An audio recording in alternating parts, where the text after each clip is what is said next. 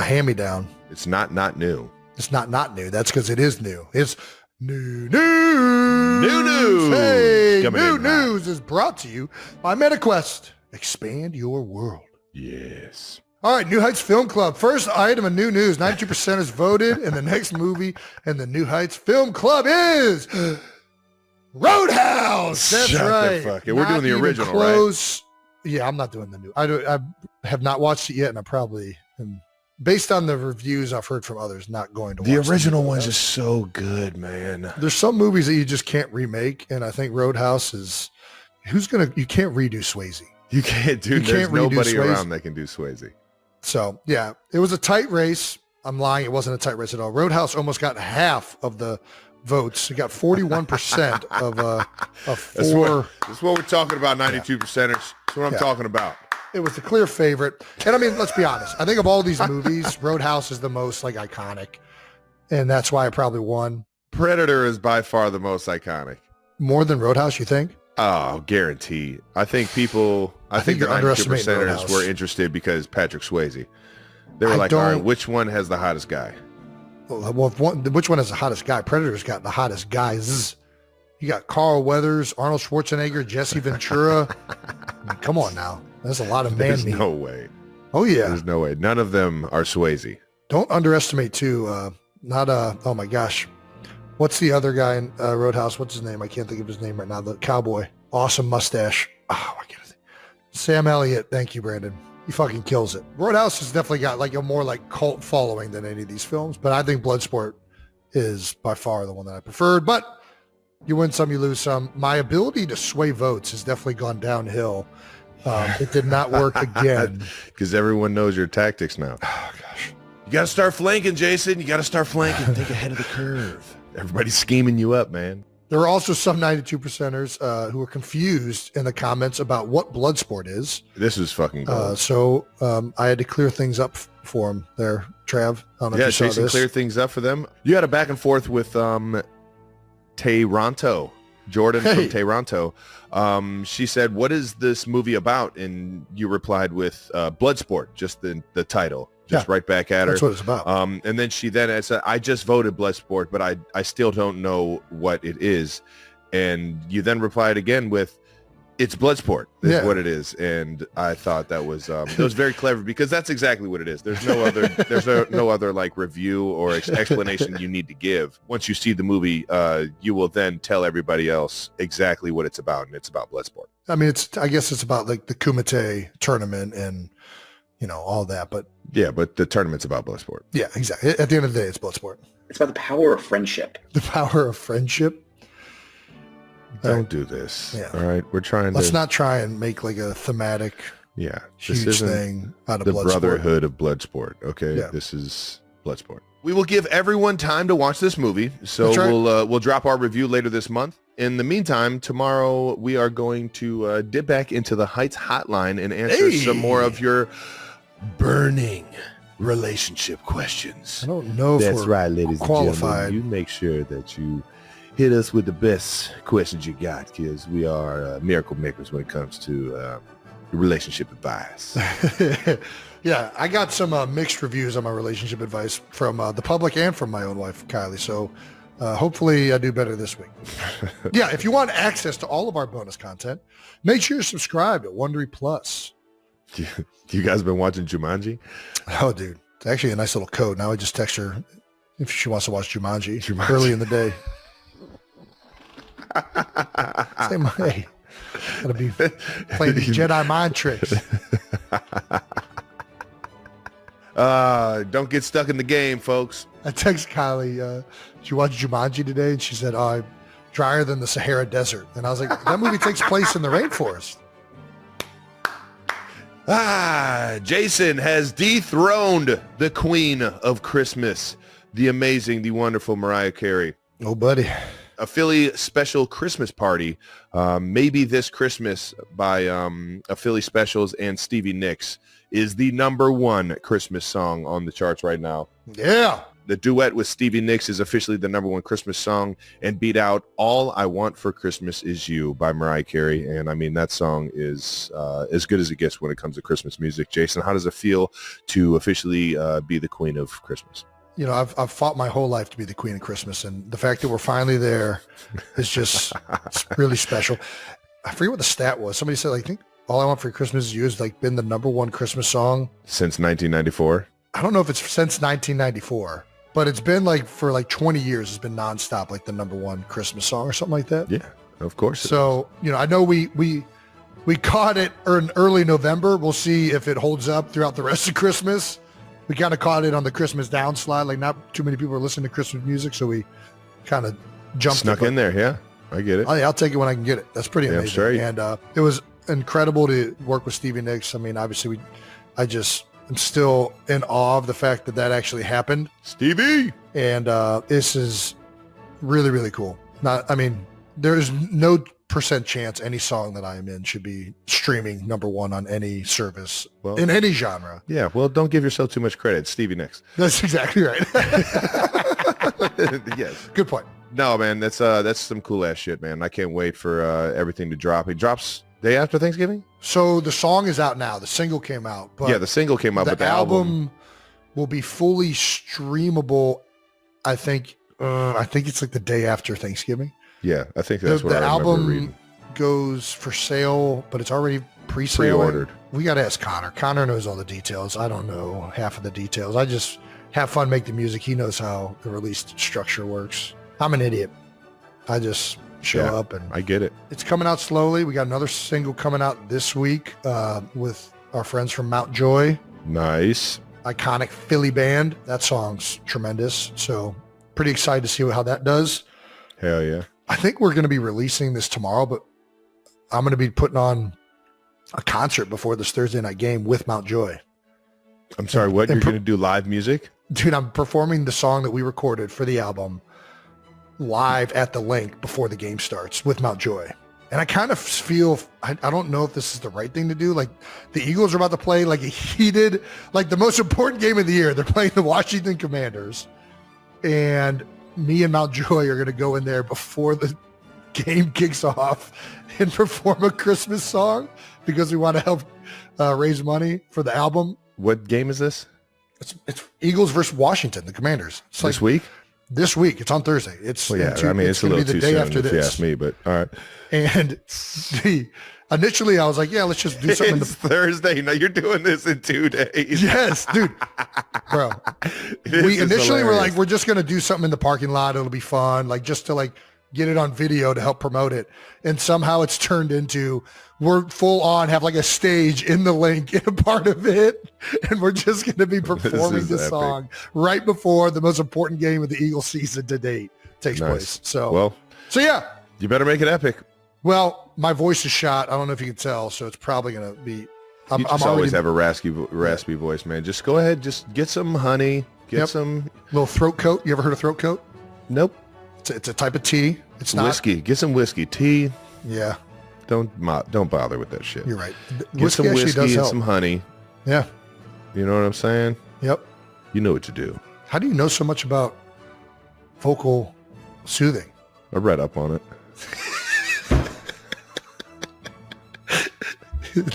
Big reader.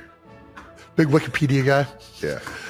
And that does it for new news brought to you by MetaQuest. Expand your world and disappear in reality. Yes. Fan mentions of the week. Let's shout out King James. Yeah. After our Freddie Freeman episode, he explained why he spelled Freddie's name wrong. And I thought it was pretty clever. Probably not why he did, but it's a nice little...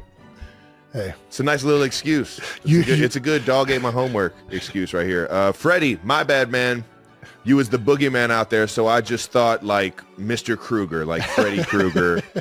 Yep, the boogeyman himself. Nice, and he was haunting the Yanks. Yeah, that was pretty damn good. Always love a good King James shout out, and yeah, he was pretty much like Freddy Krueger out there for the Yankees, no doubt about it. Ain't that the truth? Actually, if you missed that Freddie Freeman episode, make sure you check it out, man. Freddie is an unbelievable guy. He's got a beautiful story with his family, both his father and his kids.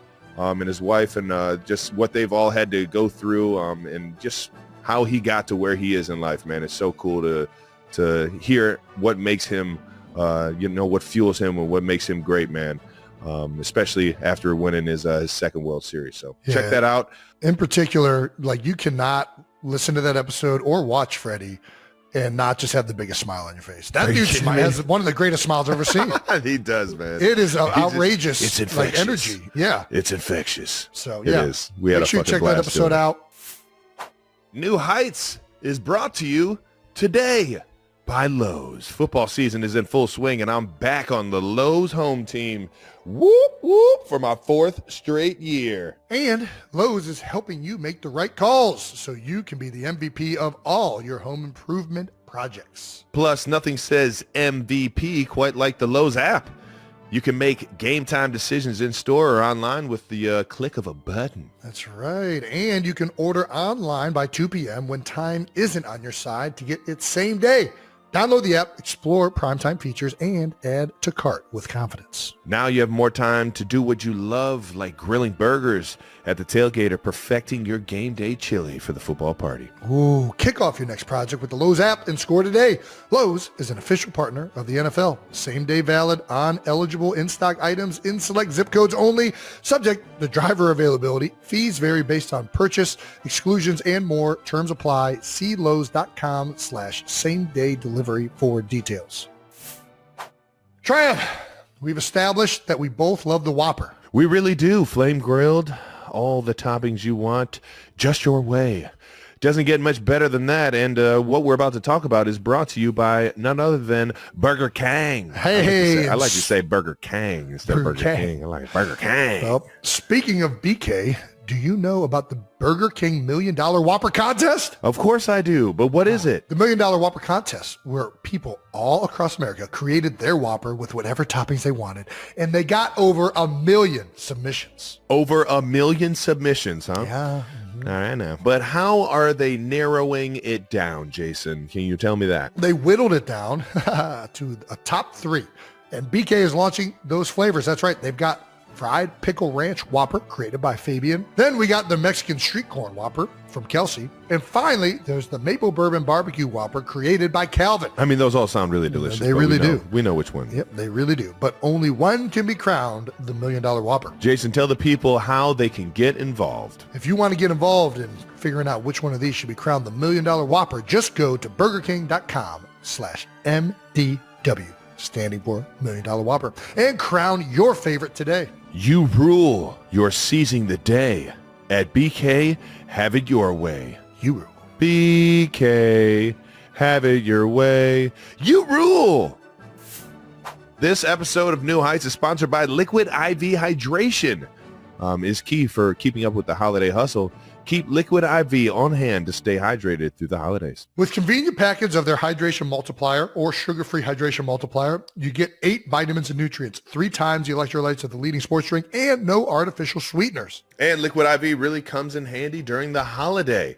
It's the perfect way to stay hydrated when you're traveling, busy hosting family and friends, or out and about shopping for your family. They also have some fantastic flavors. You can find all of your favorite hydration multiplier flavors on their website, from acai berry and lemon lime to pina colada. Ooh, a little pina colada.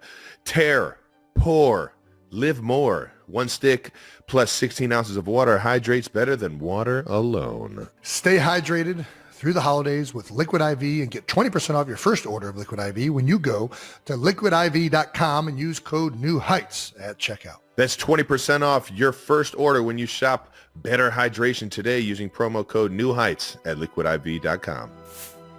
Let's move on to a little bit of that bold topics to wrap up Week 10 in the NFL, starting with the Kansas City Chiefs. Anna. How about those?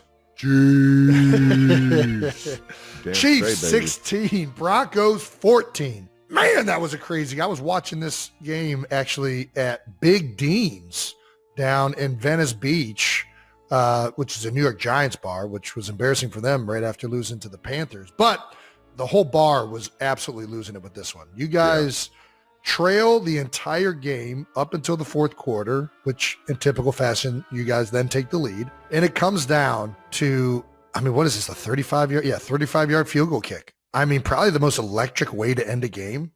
I used to think like Hail Mary or like a touchdown, walk-off touchdown. I don't think there's anything more electric than blocking a kick to win a game. The place just erupted. I don't think I had been a part of the stadium where it went fucking apeshit like that. Dude, I can only imagine. It got me to the point where my eyes, like the emotion and everything, my eyes started watering and I was like getting goosebumps. I'm like, this is insane. How we just got through here with a win. And we were talking, like right when it led up, the whole bar where we were at had pretty much, okay, well, the Chiefs just lost their first game. Like the Broncos did a great job. They did what you need to do to beat the Chiefs. Don't give the ball back to Pat Mahomes. Whatever you do not give it back. Milk the clock. They got it down to 1 second. Yeah. TJ, who was the bartender, was like, I don't know, man. They still got to make the kick. And I literally was like, you know what? There have been a lot of blocks this year. I swear to God. That's insane.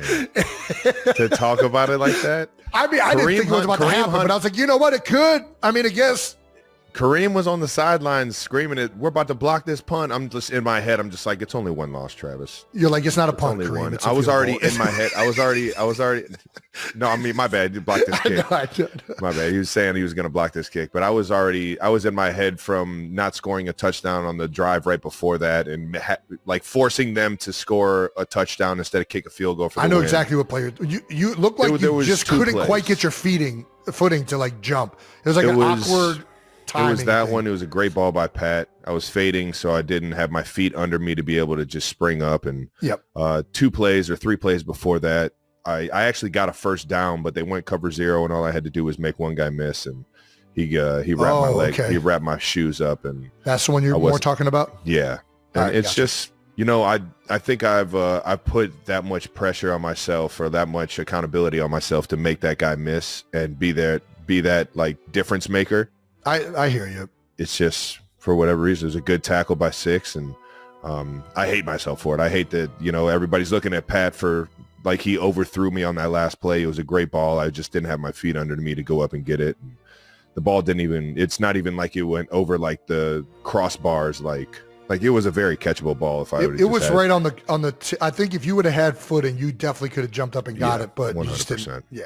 But either way, this is why you have teammates. This And is it. And I was in the tank, and these guys fucking, yet again, when I do something stupid or I fuck up, my guys are right there to pick me up. And it was awesome to see a guy like Leo Chanel be the difference maker. That's what I was about to say. We talk about teammates. Man, Like the way you talk about him and the way it feels like all the Kansas City Chiefs talk about this guy, like he is the ultimate teammate. He does so He's many the things. best. You guys will put him at fullback. He plays D-line. He plays linebacker. He does all these things for the Chiefs. And on top Whatever of that, you he need, blocks baby. kicks to win games. ain't that the truth? Let's talk about this a little bit. Let's rewind this, Brandon, if we can. Get it back to the start here. So 54 is that position is called tight end on field goal. And I'm just letting you know this right now, people. It is the worst position. It is arguably the hardest position on any special teams unit. This guy is being taught to stab the guy that is in the gap inside of him.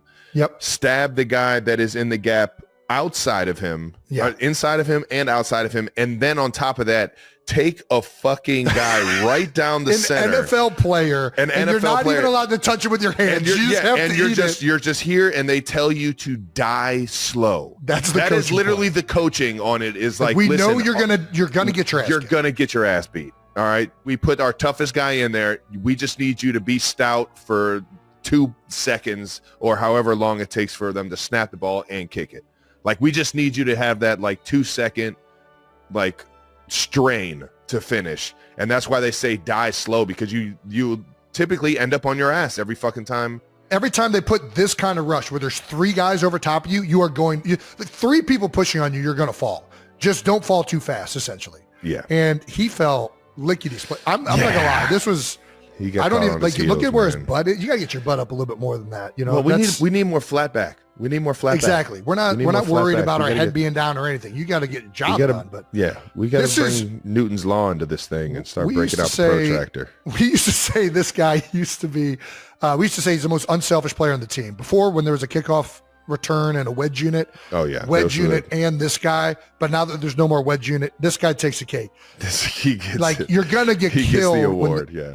And what's unique about this too is like I don't know if we still do this, to be honest with you, because I haven't been in the field goal meetings in a while. But typically the field side tight end is a bigger body guy that dies slower because the way the kick has to go on the right hash, it's going to go to the left. So teams will usually put their bigger, better tight end to the field. A lot of times they won't play sides. It looked like Chicago just played these guys on sides. They didn't really like swap them. Like I know Jordan Mailata, when he used to do this, we used to put Jordan Mailata to the field. When Bo Allen used to do this, he was really good at it. We would put him to the field because we knew that the rush, if they were going to get there, had to come from that angle on a hash. Which also makes it very interesting. And I don't want to call anybody out. I think it's already been noticed that 5'4" for Denver. I'm not sure of his name, but he was getting pointed out in the special teams like film that, hey, this guy isn't necessarily dying as slow as you would hope. Of course, yeah. You would hope that you fix that before you get put in a situation like this. And ironically, the play before this, they did a play. The quarterback did the offense did a play where they snap the ball and they run the ball over to the right hash and take a knee. Yeah, so they centered. They centered it, so now the kick has to go over the left side of the offensive line or the field goal block or the field goal unit. That's right where kind of the 5'4" is, and I mean it's just it matched up perfectly for us to really give us a like confidence that we could go and get it. But at the end of the day, everything goes down to making the play. And you see guys like Leo Chanel and George Karlaftis, who's right here shooting, what is that, the C gap as well, trying to get in there, mowing them down. And they're all going through that gap. Everyone's going right through that gap. You could tell it was an effort and something that Coach Tobe, one of the best special teams coordinators of the NFL's history, he had dialed in on that one to make sure our guys knew that was a weak point or something that we could take advantage of. And for those of you wondering why you would put the ball in the right hash, a lot of the times kickers actually don't want the ball in the middle of the field. They prefer having an angle on the kick, and they'll ask the kicker, hey, do you want this on the right hash or the left hash? When they have enough time like this in a crucial moment, they're going to try and make it as easy or put it in a position where the kicker has as much confidence as possible. So they put it on the right hash. Yeah. Unknowingly making it more vulnerable to being blocked because of where the pressure was coming the majority of the game. And I don't want to listen, I'm going to give Alex all the credit in the world. That position sucks. It's the worst. It is so hard. It's the worst. It's so easy for us to say, why isn't he leaning forward? Well, the problem is once you start leaning, then they start jetting the other gaps. It's a position that is really hard to be right on. You have to have great balance. It was not executed well for him, obviously, on that play. But part of it's also just he didn't get his foot down, which would have helped him. But what an amazing effort and just outstanding play from Karlaftis and from Leo Chanel. And was that Chris Jones who was also in on that on the Mike inside? Pennell, Maybe Mike Pennell. So Jack Cochran getting in there. Everybody was in that thing. Yeah, it was an insane effort on a play that's at that point you can't help but think a little bit like, God dang, man, this is damn near game's over almost. I told you I was in the fucking tank. Yeah, especially on the sideline when you can't make a difference. You're like, come on, guys, please. Somebody please make a play. But the chances that happens is so small. I think couldn't happen to a better guy, it seems like, in Leo Chanel. Loved everything that happened after the game. So, yeah, couldn't happen to a better teammate, it seems. Everybody pumping up John Cena here. Mahomes on Chanel. Cena. He's like the strength. They got it when he comes out of the tunnel next. They got to hit him with the Johnson. It's got to be from now on. Yes, dude. He's like the He's strength my of a fucking D. dog, man. He's like the such a strength good of a dude. D lineman, but he plays the linebacker position. You don't want to be the guy on the end when he's working out. Bro, he made my training camp living hell going against him, man. I loved every bit of it too. He's just such a good teammate, accountable every single day, and you just love to see a guy have success like that, knowing how much he works, man. Yeah, what did he do to make it I don't know, hard for you? I mean, he's like long arms. He gets his hands on you in terms of reroutes. Spags was playing some defensive stuff that he knew we were going to play some good tight ends this year, so he wanted to have some packages in to kind of slow down the tight end off the ball. And Leo was the guy that fucking just making my day hell the third day in practice and just fucking standing in front of me and just making sure that I don't get into my route. Can't get right into your route, throw the timing off. And then on top of that, blocking him is it's one of the hardest things because his arms are so long and he plays with such good leverage, man. Yeah, he's got good ankle flexion. Yeah. It's always a bummer. All right, Mike Pennell also said, Leo, before the play, he said that he was going to do it, so we all had faith in each other. He was unwavering faith in his ability, so we're all behind him. We call him the Beast. He is the Beast. This guy's got, like, Mahomes calls him John Cena. Everybody else calls him the Beast. This guy's got some great nicknames. I mean, dude, do you know his nickname from college? What's his nickname from college? Death Row. Death Row. Death Row. Death Row Records? Why is he Death Row? Dude, well, I mean, watch how he plays. You'll get it. All right. This, my favorite clip ever, though. What? When he got drafted, they asked Leo Chanel, "What are you going to bring to Kansas City?" Okay. And he looked at that reporter. Violence and physicality. Wow. Hey, that's a good answer.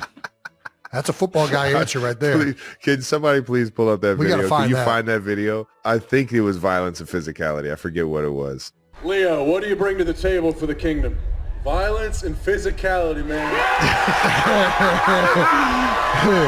I am addicted to hitting people. I love it. I can't get enough. Let's fucking go. What a I'm addicted to hitting people.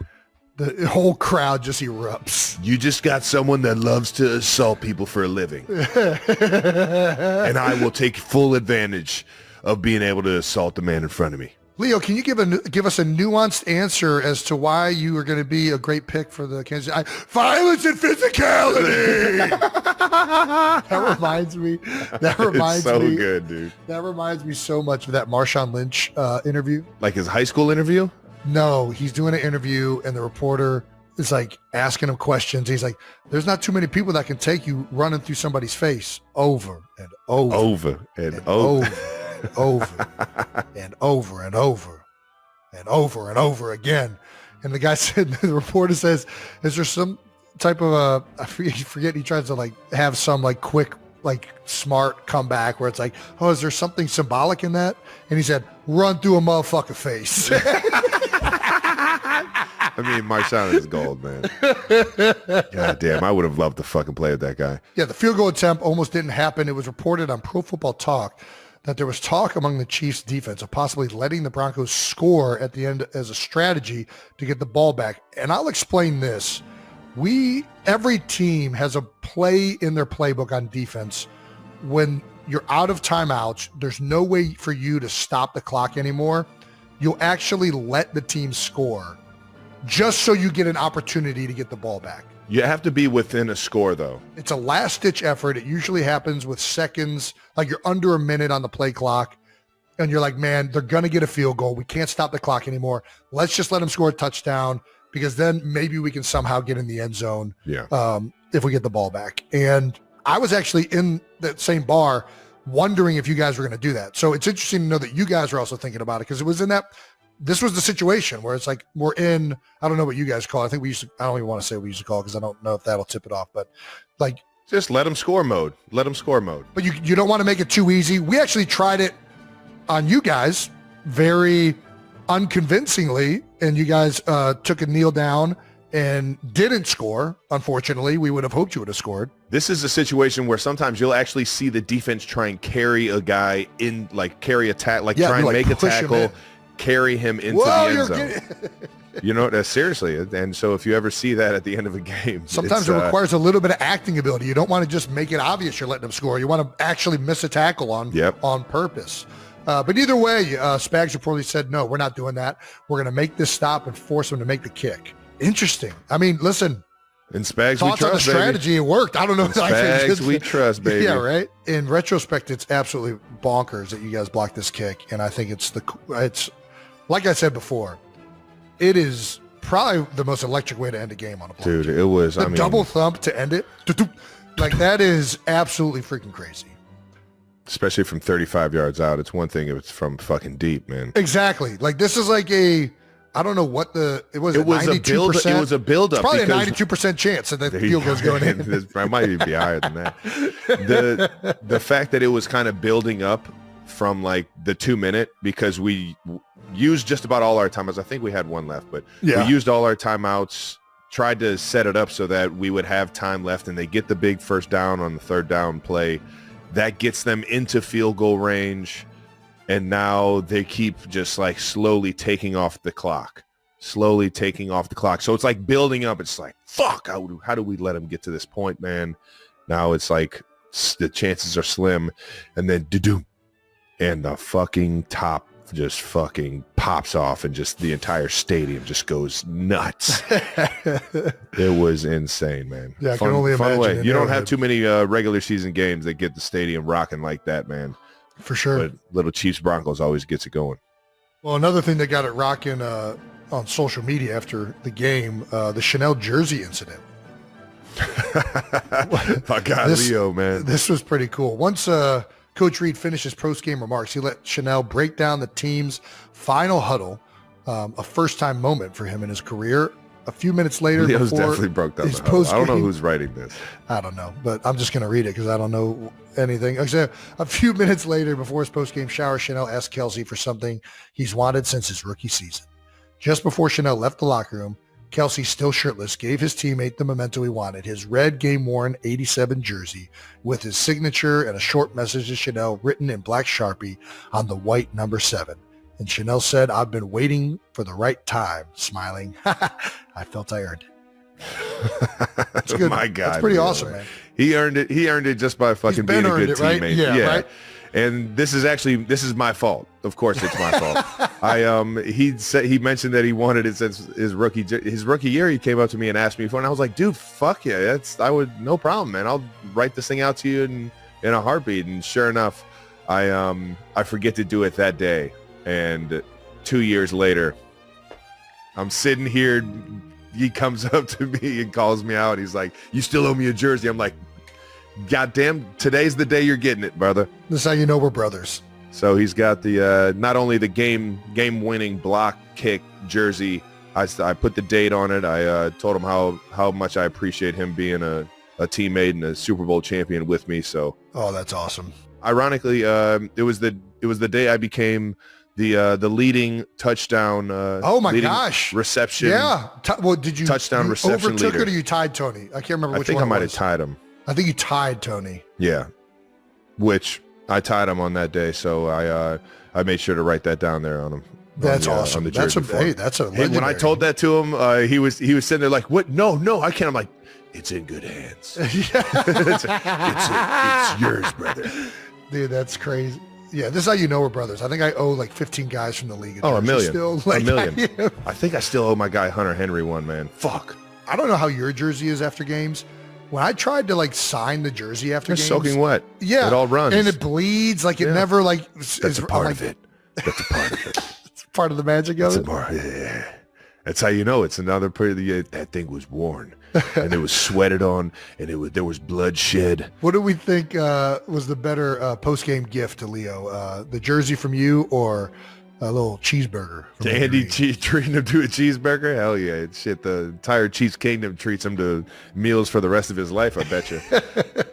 I would say the cheeseburger from Andy Reid is an all-time great gift. So I do want to say we're pumping up the end of this game, and Leo, I do got to give the Broncos credit. I mean, they played. Are you fantastic. fucking kidding me, man? Their defense and they've been good. Fucking sound. Their defense has been great all season long. They came off of a little bit of a rough one the week before, but they have been really. Their front good. seven flies around. They do a great job of mixing up blitzes and just throwing guys at you left and right and playing fast. 5-5.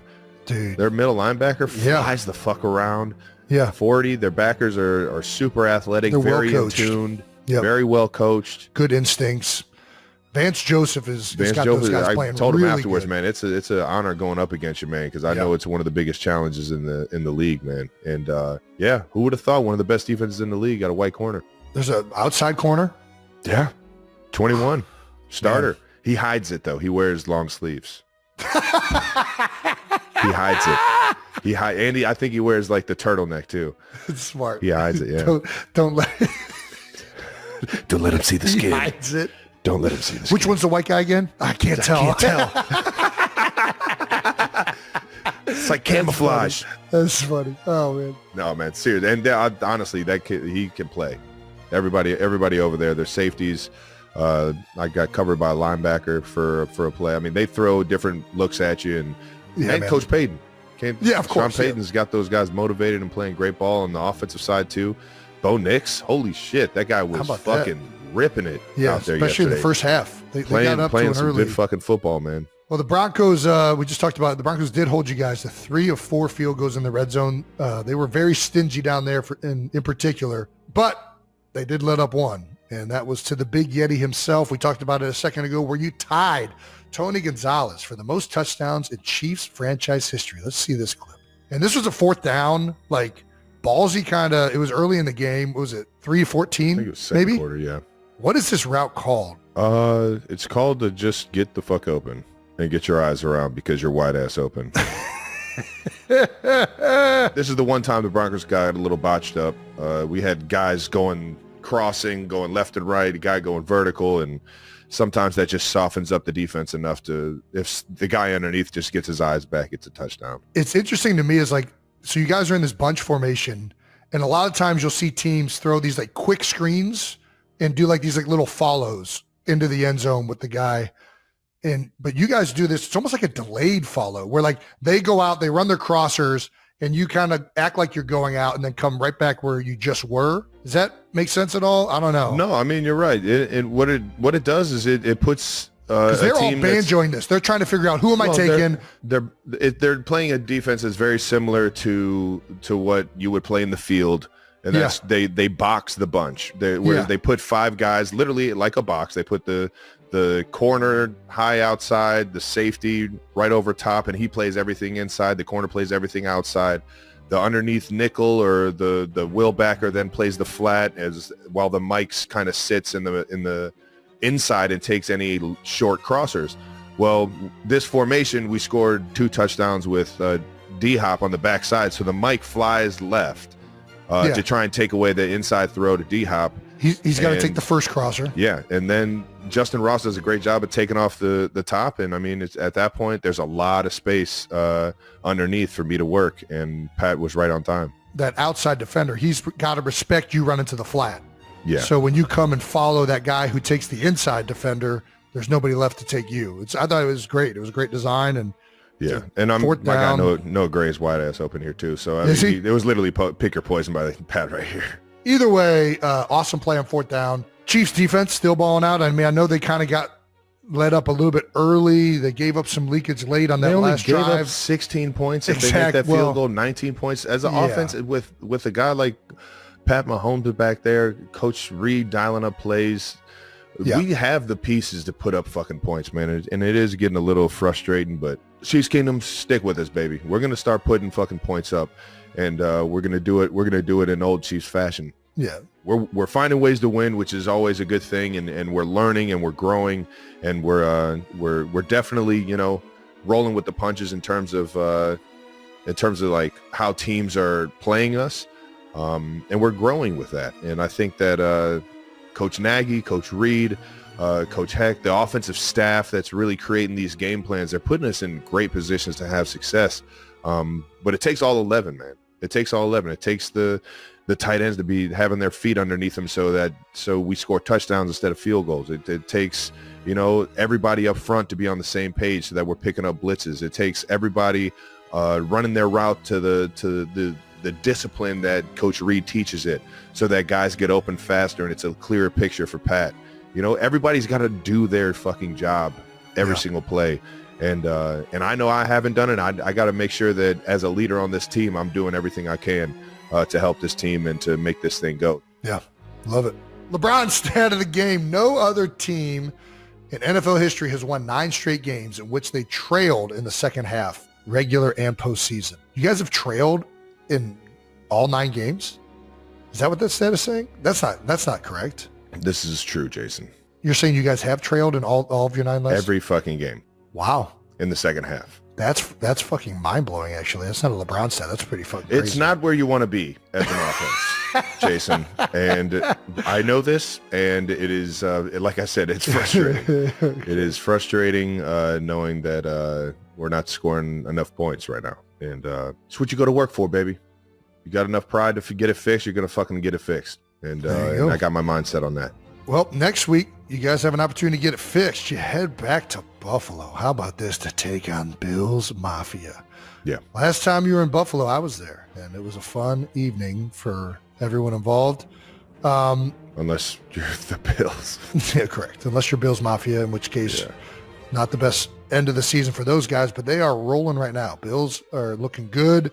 Josh Allen. He is playing fucking lights out right now. He's got his best touchdown to interception ratio in his whole career. Joe Brady is really taking the offense to another level. It feels like. I think Josh is taking it up another level too. Himself. Man. I think he's doing an unbelievable job of taking care of the ball, mixing in when he's gonna fucking be the bulldozer that he is, and then mixing up when he wants to run around guys. He's playing great football, and when you get a juggernaut like him on the offensive side, you gotta fucking put up points, man. So now more than ever are we gonna need to fucking score touchdowns. Yes. And I'm gonna be locked in this week to try and make sure I'm accountable for my guys. Nope. Can't wait to watch this one. I will not be shirtless this time around. I'll be watching this one from some comfortable area, but nice.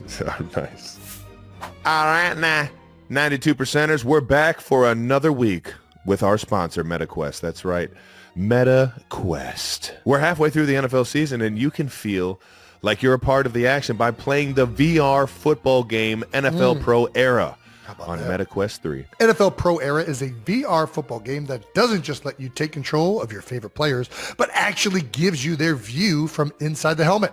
Plus, you get the chance to step under center as the quarterback of your favorite team, for the Chiefs, maybe even the Eagles.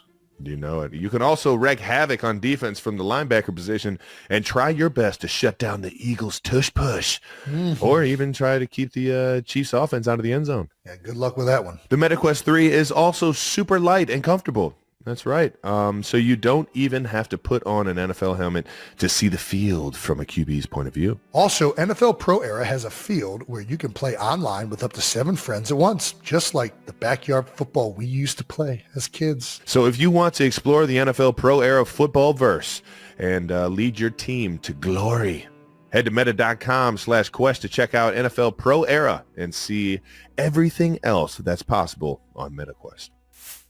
The NFL season is in full swing, and that's why we need to tell you about our special hookup for today's sponsor, SeatGeek, who are back for their 3rd season with New Heights. Man, just keep coming back, baby. And we have a special discount for the 92%ers. As always, you can get 10% off any ticket on SeatGeek. That's whether you're a new customer or not, with the code, you guessed it, New Heights. How about that?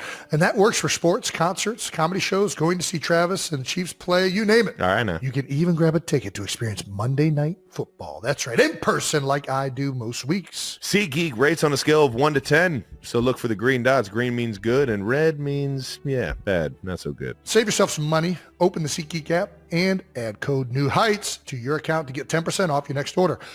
Doesn't matter if you've used SeatGeek before. That's right. It does not matter. That's code New Heights for 10% off. Terms apply. Once again, that's code New Heights for 10% off. It's time to talk about our friends over at Coke Zero Sugar. Coke Zero Sugar and EA Sports College Football have an exciting new partnership. When you scan a Coke Zero Sugar product, you can instantly unlock the most coveted in-game currency, College Ultimate Team packs that can be used in-game. Just go ahead and scan your Coke Zero Sugar, and it will unlock instant win college ultimate team packs that can be used in EA Sports College Football 25. New rewards will drop every few weeks on Coke.com from now through November. So make sure you scan your Coke Zero Sugar for a chance to win. Also, Coke Zero Sugar's fan work is thirsty work. National Football Tour is visiting college football and NFL stadiums around the country during the biggest games all season long. They'll have samples, live events, and even a friendly EA College Football 25 tournament on game day. Coke Zero Sugar's Tailgate Tour is headed to Athens, Georgia as the Tennessee Volunteers come to town for an SEC matchup that's sure to be electric. Fans can swing by if they're interested or in the area and tackle a game day with great taste. Is Coke Zero Sugar the best Coke ever? You should probably try it and decide. Let's get to a little bit of Eagles recap. It was a fun one. Let's talk about a little bit of the Birds out in L.A. Yeah, baby. Yeah, we'll talk about the Birds and then get into your L.A. trip after this one. Eagles 34, Cowboys 6. Jason, initial thoughts on the game, the fucking blowout. I mean, the initial thoughts are that Dallas is just really bad right now. Yeah, the Fighting Dallases. And that the Eagles are playing great football. Yeah, I mean, listen, I know Dallas isn't good right now, but this is what you're supposed to do against bad teams. You're supposed to beat them 34-6. Yeah. Philadelphia's really settled into who they are. It seems like they're playing much better. We've all known that they've had the players to get it done. They have great talent on both sides of the ball. They're really starting to gel as units and play as a team. And I think that that's the thing that's been really fun to watch the last couple of weeks. They're figuring out their identity on offense, and they're starting to really play to their strengths as a unit. And defensively, they've had a couple bad games, but outside of that, they've been good. They've been really good. And as of late, the defensive line has picked it up. They're playing fantastic. I mean, obviously, everybody's criticizing the pass rush. When you play with a lead, the pass rush looks a lot better. You put them in third and long situations, keep them, stay ahead of the sticks. You're going to get good opportunities to rush the passer. And I think that the Eagles right now are playing very, very well. It also helps when you get 5 turnovers. Yeah, how about that? Win the turnover battle, baby. The fucking win percentage skyrockets. Eagles now in first place in the NFC East with a 5th straight win, and Birds get their first win in Dallas since 2017, as Jason remembers. Quick stats from the game. Jalen went 14 of 20 for 202 yards and a tutty. He's just playing he has the answers to the test, man. It seems like he's ahead of the curve, and it's fun watching him ball out right now because he's flawless right now. His throws are right on point. Everything downfield seems to be in sync. A.J. Brown had 5 catches for 109. A.J. Brown's doing his goddamn thing, as he always does. Forced 5 Cowboy turnovers, 1 interception, and 4 fumbles. Guys are fucking punching the ball. And the Eagles pulled starters early in the 4th quarter. How about that? Yeah, Jalen is playing really good right now. I mean, I know the thing that he's really done since the bye is he's taking care of the football. He's being very smart.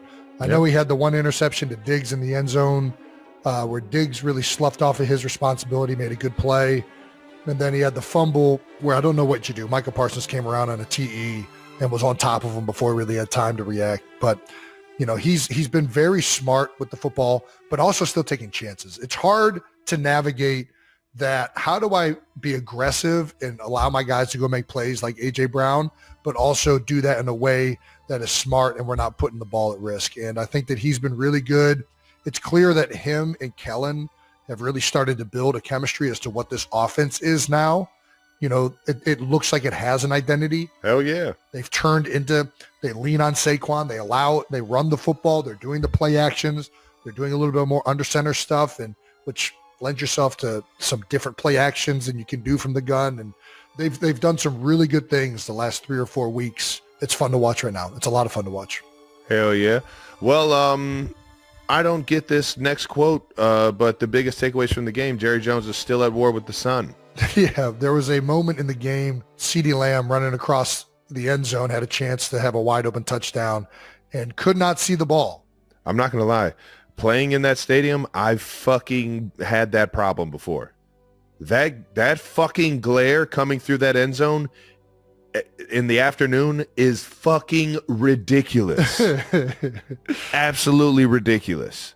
It's like the glass makes it fucking like spread more. Right. It's like the sun is bigger and brighter than it's ever fucking been. Yeah. And I mean, I get it, but obviously you try not to let those kind of things be an excuse. But Right. holy shit, man, that I mean, I get it. I understand where he's coming from here. Yeah. I mean, there's some pictures right here. I mean, it is crazy how aggressive that sun is at that time of the day coming through that window. You'd think they put up like shades or something, but alas. Look at that, dude. Dude. What the fuck?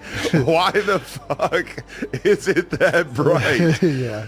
Oh, man. You know, and the funny thing is, I think I saw somewhere, and I don't know if this is true or not, but I saw it on the internet, so I'm going to assume it's true, like everybody else does. Of course. I think they actually have shades because they do like concerts in there, and singers have like said that it bothers them. So they have shades. Yeah, no. They can, like, it's an option that they could legitimately just put the shades down and Might they have just to don't ask. do it. Might have to ask somebody that. CD Lamb post-game comments on the sun at AT&T Stadium. I couldn't see the ball. I couldn't see the ball at all. The sun. Yeah. All right. Nice. Is he in favor of curtains? Probably. Yes. 1,000% he is. Did you talk to Jerry Jones about that, Lamb? I mean, y'all doing my job right now. All right. Nice. He'll hear it. He'll hear it. I think Jerry's going to get it. There might be shades next game. Yeah. We'll see. I mean, knowing that, maybe in the fourth quarter, you make the other team in an afternoon game have to deal with that. You know what I mean? Have to look into the sun. See, Jerry Jones was asked about the possibility of putting up curtains to block out the sun at AT&T Stadium. He said, well, let's tear the damn stadium down and build another one. Are you kidding me? I'm saying the world knows where the sun is. You get to know that almost a year in advance. Someone asked me about the sun. What about the sun? Where's the moon? I need to hear this What quote the to fuck understand is what the Jerry fuck he talking just about? said. Hey, man, listen. Are you I kidding? hear him. I The hear him on world You Know Where the Sun knows- Is, dude. The world knows where the sun is. Yeah, and so do architects. Yeah. And people that build stadiums. And usually you try to avoid the fact that the sun might be directly in your receiver's eyes. Dude, whatever it is. You have, I mean, at Arrowhead, there is a time. Is there a recording of this? There I want to there hear how has to Jerry be. says this. I can't repeat this and There say is it with the right inflection. There is 100% a time at Arrowhead Stadium where it's an afternoon game, and typically it has to be a noon game. You know, the sun's already kind of going down by 4 o'clock and getting underneath the stadium at this point in the year. But there is a time, if there is a noon game, that in the first and second quarter, maybe even peeking into the third quarter, that you're going to get that sun coming across the field. So it's like if you have a hitch, like it doesn't necessarily go downfield or like how this is coming through the end zone in Dallas. But you I don't think catch that's it that the way, point. but that Like- you put the stadium so that Yeah, have it going across the stadium. Don't have it so that you're going to be looking right back at where the ball's going to be coming from 90% of the time. But it's going to look beautiful when the sun just glares through there in the afternoons. And it does look beautiful. I do love playing in Cowboy Stadium when that's happening. It makes it feel It really is cool. Until you miss a have to catch a touchdown. football. Knowing that, I mean, we got to fucking block that thing out. I mean, have we played outfield before? I guess in Jerry's defense, you would think the Cowboys would know this is an issue and they could use it to their advantage, but I don't know. Yeah. Where's the moon? Where's the moon? The old moon got in the way, coach. Said no one ever. Is there going to be like a solar eclipse one night and like Jerry's going to... I don't know. I think that this is one of those like Jerryisms where you got to hear him saying it for it to make sense. Well, Jerry doubled down on his sun theory Tuesday, saying AT&T Stadium was built as an indoor stadium with an outdoor feel. Okay, Yep, people appreciate that kind of stuff. they do. I do like. An I don't indoor-outdoor want stadium. to adjust the stadium for one reason. It's an advantage for us. Okay. The stadium has been an advantage for the Cowboys. The team knows where the sun is during the game, and it won't change. He's got a point. The Cowboys have been very good at home. We had that stat up earlier. The Eagles haven't beaten them since 2017, and I think it's pretty apparent the Eagles have had better teams than the Cowboys, and we have struggled down there. It's a difficult place to play for a multiplicity of factors. I've never noticed the sun as much, but I'm also not catching that many balls, so maybe there's something there. I don't know. I do. That's my thing. It's like, if you know where the sun's at, I mean, you can kind of like try and avoid that, I guess. Or like maybe you wear like a tinted visor. I don't know. LeBron's stat of the game, Jalen Hurts is the third player in NFL history with 75 passing touchdowns and 50 rushing touchdowns. So, yeah, that's the LeBron stat.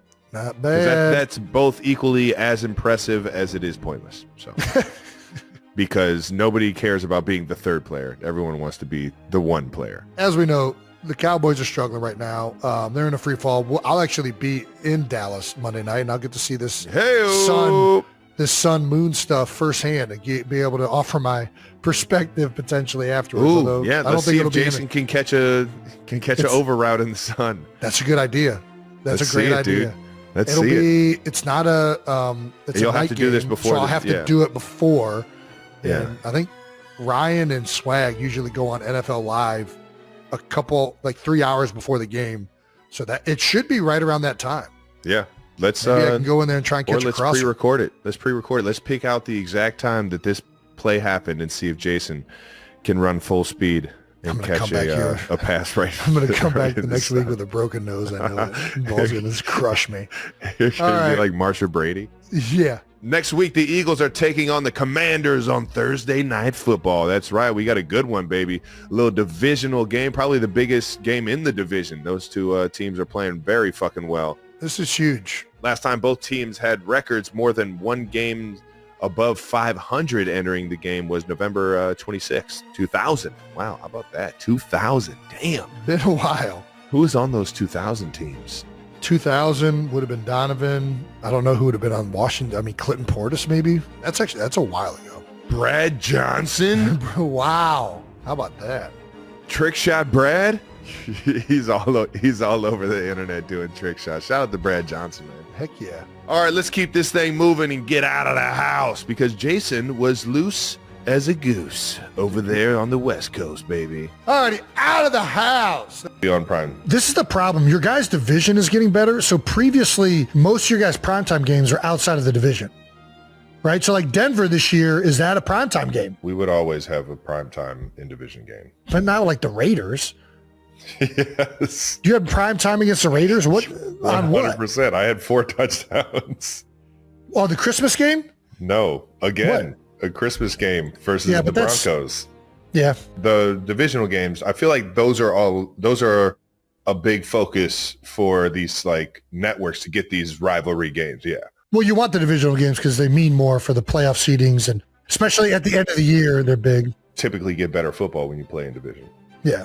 All right. Well, Broncos game to start the year. I bet that would be a primetime game. Well, it's not to start the year. It's just the first fucking logo. Sorry. Yeah. Broncos, that virtually one, if not both of those games will probably be primetime, right? So in previous years, we've had up to 5 or 6 primetime games. That's coming off of the Super Bowl. Yes, exactly. This year, so I'm going to guess 3 to 4. I'm going to guess 3, high-end 4. I still think the Kansas City Chiefs are a draw that the league's banking on. I think so. I'm playing modest though. You got, as long as you got Andy Reid, Patrick Mahomes, Travis Kelce, like that old good Texas gunslinger. Football TV. So let's say 4 to 5. If it's 5 to 6, maybe now it's 4 to 5 after one down year in the past decade. All right, Broncos virtually guaranteed to be one of them is going to be a primetime game, right? Yes. What about non-division games? Which Buffalo? I mean, that's for sure going to be a primetime game, right? I don't know. We played them mid-afternoon or like that second wave of games that that 4 o'clock slot. Yeah, I think we played them and Bengals the same, but both of them could be. I think if we get a home game, I think Patriots are probably the big one that I think people would want to see. Yeah, let me say this: if I'm the network, which games do I want to see the Chiefs playing on my network in primetime? I want to see them playing the Broncos. I want to see them playing the 49ers. I want to see them playing the Bills. I want to see them playing the Rams, Seahawks, or just because I know there's a lot of bad blood and rivalry is the Bengals, right? Yeah. Those are the 6 games to me that look the most appetizing if I'm a network. Yeah. I'm with you. I guess you could Chargers too. Chargers were really good last year. Tackles got hurt. They're going to be, they lost Jesse Minter. We'll see how they do defensively. With the tackles healthy, Justin Herbert in there, they're going to be really good. Harbaugh still at the helm. Is that a good list? 100%. I think I left out the Patriots. I don't know why. I mean, I know they went to the Super Bowl. That's still a big one. Yeah, it is. 100%. So is San Fran at home. I think that's going to be a big one as well. The only reason I think I left them off is because like the other teams all have like, you guys really don't have a lot of, well, I guess you do from back when Tom was there. Like recency, there hasn't been like a lot of bad blood between the Chiefs and Patriots. Yeah. It's Whereas just with the 49ers, obviously you guys just played the Super Bowl not too long ago. I think it's not as much on field, but there's still that back and forth with the organizations and the fan history. Bases. Yeah, I think fair enough. There's a little bit of that.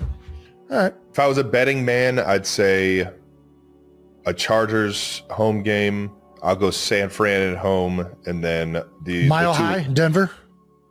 2 away games. That's what I was going to say. Denver away, and I'll say Chargers away. Oh no, Chargers. Seahawks away. Do you already know that those are the? Oh, okay. It's already got him home and away. I didn't even notice that. Good job, Travis. Yeah, that's where I'm going with it. All right. Shout out to the Eagles Autism Foundation Challenge. They raised over $16 million this year. That's right. Holy smokes. It's every year. It just keeps getting bigger and bigger. Shout out to Jeffrey Lurie, the executive director, Ryan Hammond, close family friend, but also Ryan's been killing it. Every single year, it keeps getting better and better. Jeffrey Lurie has put a lot of resources into this, and so far they've raised over $56 million over the last 8 years. Sheesh. Absolutely wild. Man. Yes. So it's been highly successful. And on top of that, it's especially this event is just an awesome event for the community, right? Everybody comes out. Everybody together. You're exercising, you're talking, you're shaking hands. I mean, it's a very just fun day, especially when the rain holds off, which it did, thankfully. Nice. And I biked 10 miles again, Trav. Did a little 10-mile bike ride. Oh, no yeah. Way. No chance.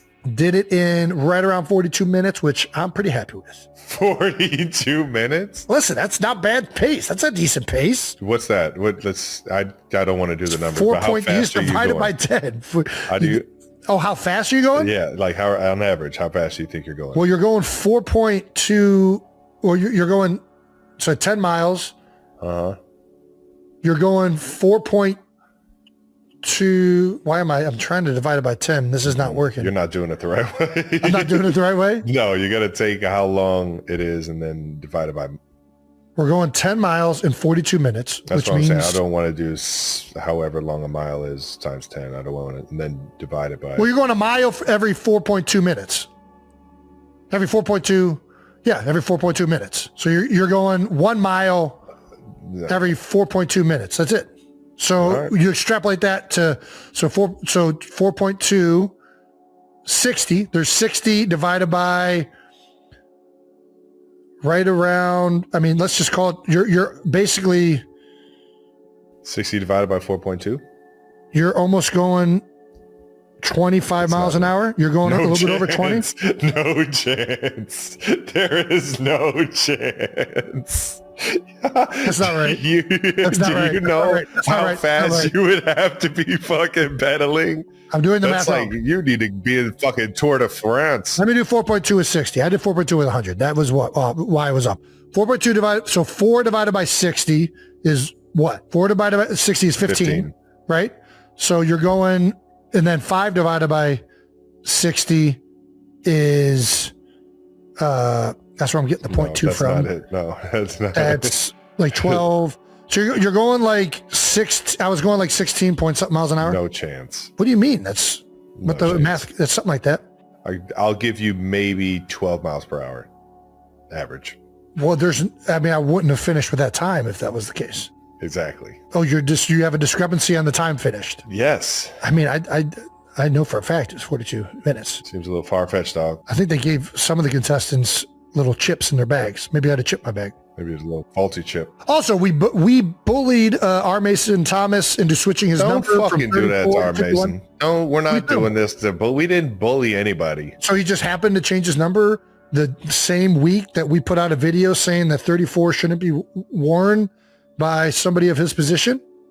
I'm pretty sure nobody saw that. I beg to differ. There's a social media clip of it that would beg to differ. How many people saw that social clip, Brandon? Nobody. Jake? Somebody? Mason didn't.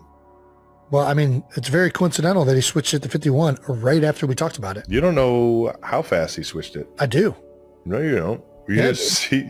No, you don't. You're just assuming. There was a practice where he was 34 and then another practice where he's 51. Well, that was the rookie camp. Yeah, okay. So he's 34 at the rookie camp. Then he became 51 after that. When has he been in the building to have 51? You haven't even seen him in 51. Yeah, I have. I've seen him in a jersey in 51. Where? In a video that they said that was going viral. Can we get some assistance here from people in the rundown? Jesus Christ. I'm trying to get Jake. I don't have the answer. I don't do social. How dare you? I mean, we straight up just didn't make a social clip of that. He just blatantly lied. Brandon and I are like messaging, like, what the fuck is he talking about? It's in the full episode, and a bunch of people were shitting on us for not remembering 34. They were more mad about the Walter Payton thing. Yes, but that was all in the full episode. I did He not. never scored a touchdown in the Super Bowl. What do you want me to say? Get him. Jesus Bo Christ. Jackson? Get him. Come on, don't do this to Walter. All right, 51 though. Where's the evidence that he switched to 51? Jake, get back in here. Where is the evidence? I haven't seen any of this. I've seen this. I think the Chiefs posted like updated rookie numbers, and they had That's him what at it was. 51. And that was it. All right. So, But it's like a graphic, so he was- and none of those are official, technically. then why are we doing this? Because a bunch of people on the internet are claiming that we bullied him into changing his number. And I think it's accurate. I think there is an accurateness to this statement. No. No? No. All right. There's only one way. Our Mason, we got to get you on the show so you can tell Jason that he didn't get bullied into wearing a different number. All right. There's a bunch of people So on here pretty pissed off that we didn't remember Walter Payton, aka Sweetness, wore that number, which, yeah, I mean, major foul on our part. We definitely should have. We fucked up that one, but did we go down the list of people who are 34? We were trying to remember who. You knew it was running backs. We did know that. And we were trying to remember who wore 34. We couldn't do it. We couldn't, for some reason, we didn't think of guys, Walter we Payton. get hit in the head for a living. All right. Sometimes it just goes right over our head. Deuce Staley, Deuce was Deuce, wasn't he? 22. I'm pretty sure. Who else wore 34? Let's check that out. Ooh, 34. I can see a Steelers jersey 34. I don't know. All righty, we got some good ones. Wow. Okay, some really good ones. Yeah. All righty. Are they all running backs like we thought? They are all running backs Knew that it. I know of. I knew it. At least 4 of them you should know. All right, 4 of them. All right. We Sweetness, already got Walter. one. Mhm. Bo Jackson. Nice. Well done. How did you get Bo Jackson so fast? Because it's fucking Bo Jackson. What are you talking about? No, did somebody write that down? How did you just pull out Bo Jackson? that quickly? Bo knows. It's the fucking one of the We best were just fucking talking about running this backs for of all 5 time. minutes and you didn't say Bo Jackson once and then you Yeah, just dude. listed it like it was a fact. 100% said Somebody, all right, whatever. All right. Go ahead. Bo Jackson. 34. Wait for it. Was, gosh, I want to say like Marshall Faulk. You would be wrong. Give me an era. One was from our era growing up watching football. I would say the latter half of it. Like high school and middle school years. Very iconic running back whose career had ups and downs. I mean, whose doesn't? Well, this one was very down when it was down.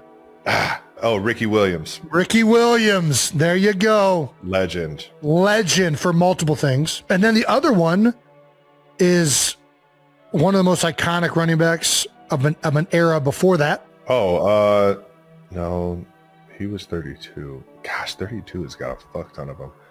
I was going the white running back from Miami. How far back? He was the same era as Brian Bosworth.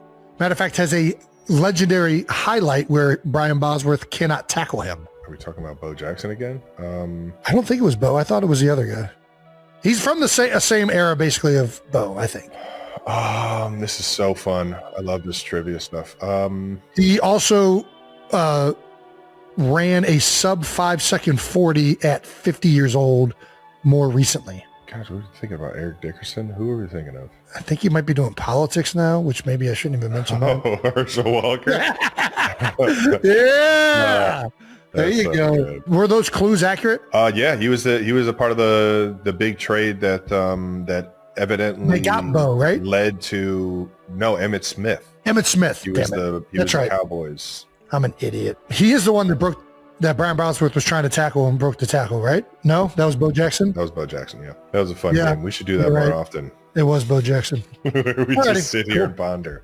I mean, listen, they'll cut it up. It'll look better. Finally, tickets still available for our live show in Los Angeles. That is going to be. Baby. That's right. That's right. You guys are not going to want to miss this one. We're getting fired up for this one. We're getting Starting to fired kind of up? Put things together. I can't wait to shoot Jason right in the face with a t-shirt cannon. And he's never going to see it coming.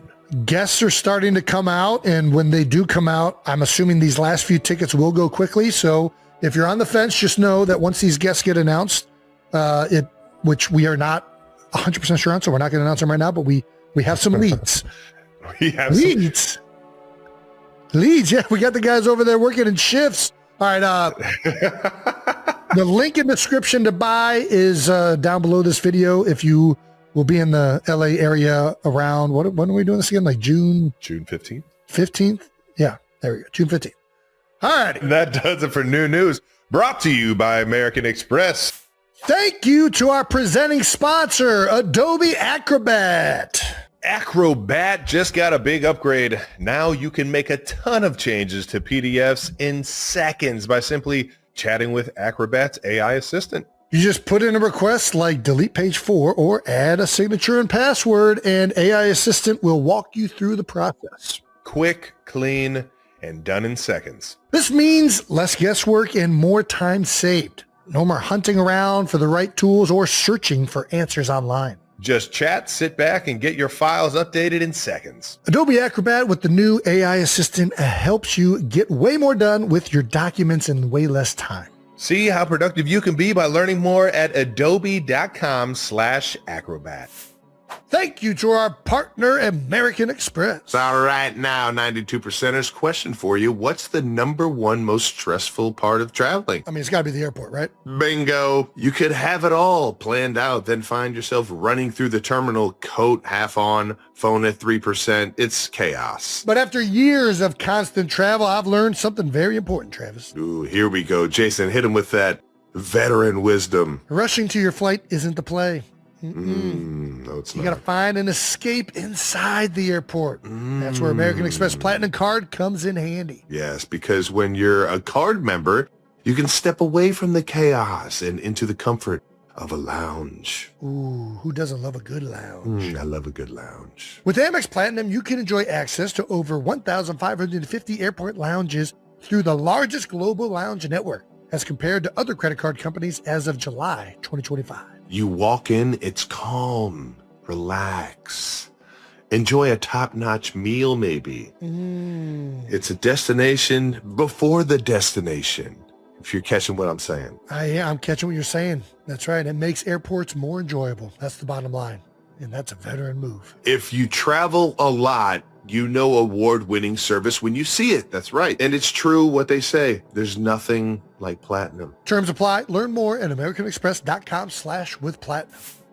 Thank you to our partner, Sleep Number. What's something that, as you get older, becomes tougher on your body? Travel, housework, workouts? For me, it's recovery. Nice. Sleep Number knows that as you go through life, your body changes. Your sleep needs change too. It's time your mattress adjusts to you night after night. All Sleep Number mattresses have adjustable firmness. By changing the firmness on your side of the mattress, you get the support, the comfort, and the relief your body needs that day. Plus, Sleep Number tests and designs the products to last 25 years and provide comfort through different phases of life. Learn more at sleepnumber.com or visit a Sleep Number store near you. And that leads us into No Dumb Questions, which is brought to you by the greatest mattress company ever created. Who's that, Travis? Sleep Number. Oh, very good. Reminder, you can pre-order our No Dumb Questions book right now at Kelce Clubhouse. Nice.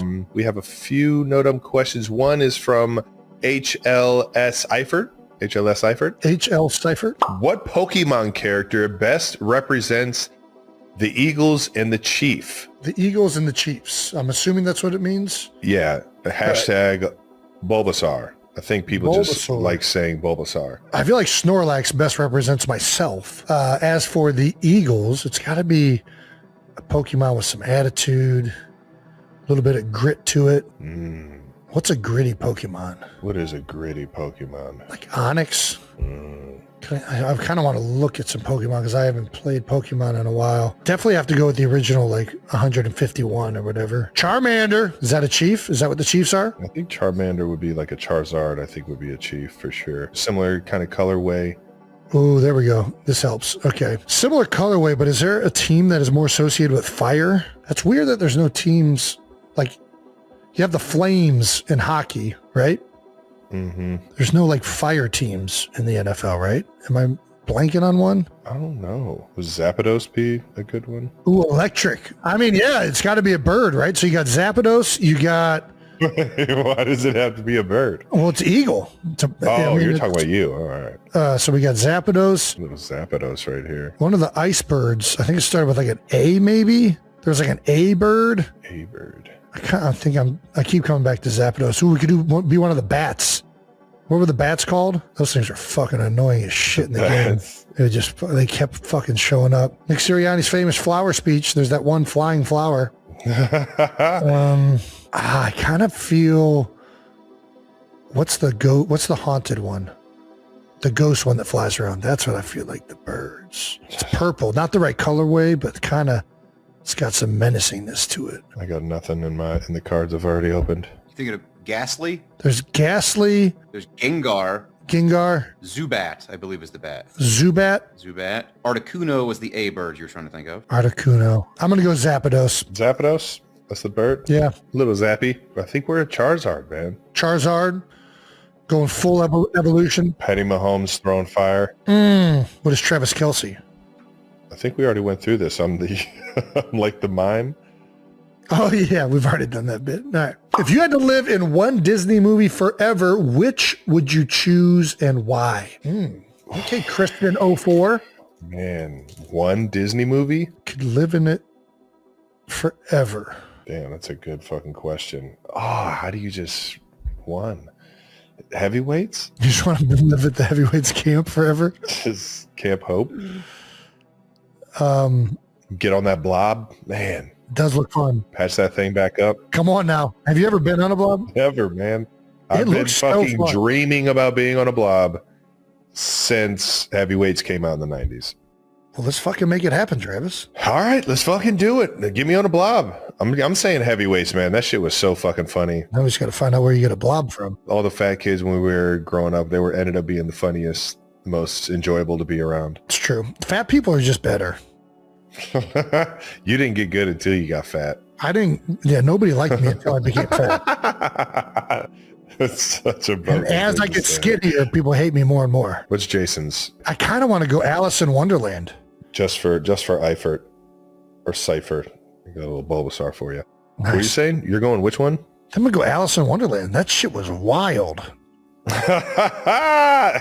Alice in Wonderland or Alice in Wonderland? Alice in Wonderland. I could dig that, I guess. Super trippy. You're right. Kind of scary. Yeah, but I mean, eventually you kind of get used to it, right? I don't know. Yeah.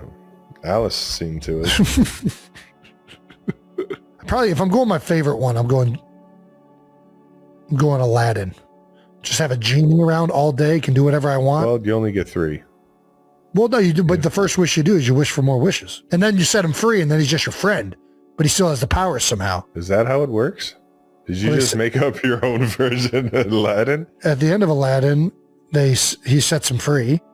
And then I think he still is like around in the other Aladdins. They make like multiple. No way. They made more than one Aladdin? Oh, yeah. I think there's like 3. There's at least 3 of them, I'm pretty sure. Where the fuck have I been? I have not watched them either, to be honest with you. But there are multiple Aladdins. Yes. You cannot ask for more wishes, but you can grant him freedom and then he becomes your friend. That's the way you get the genie. You grant him freedom, then he's your friend. but he still has power, so he still can kind of fuck around. That's the point of him being free, is that he doesn't get put under this spell of only giving 3 wishes and going back in the... I know, but for some reason, when they set him free in multiple iterations, he still had powers.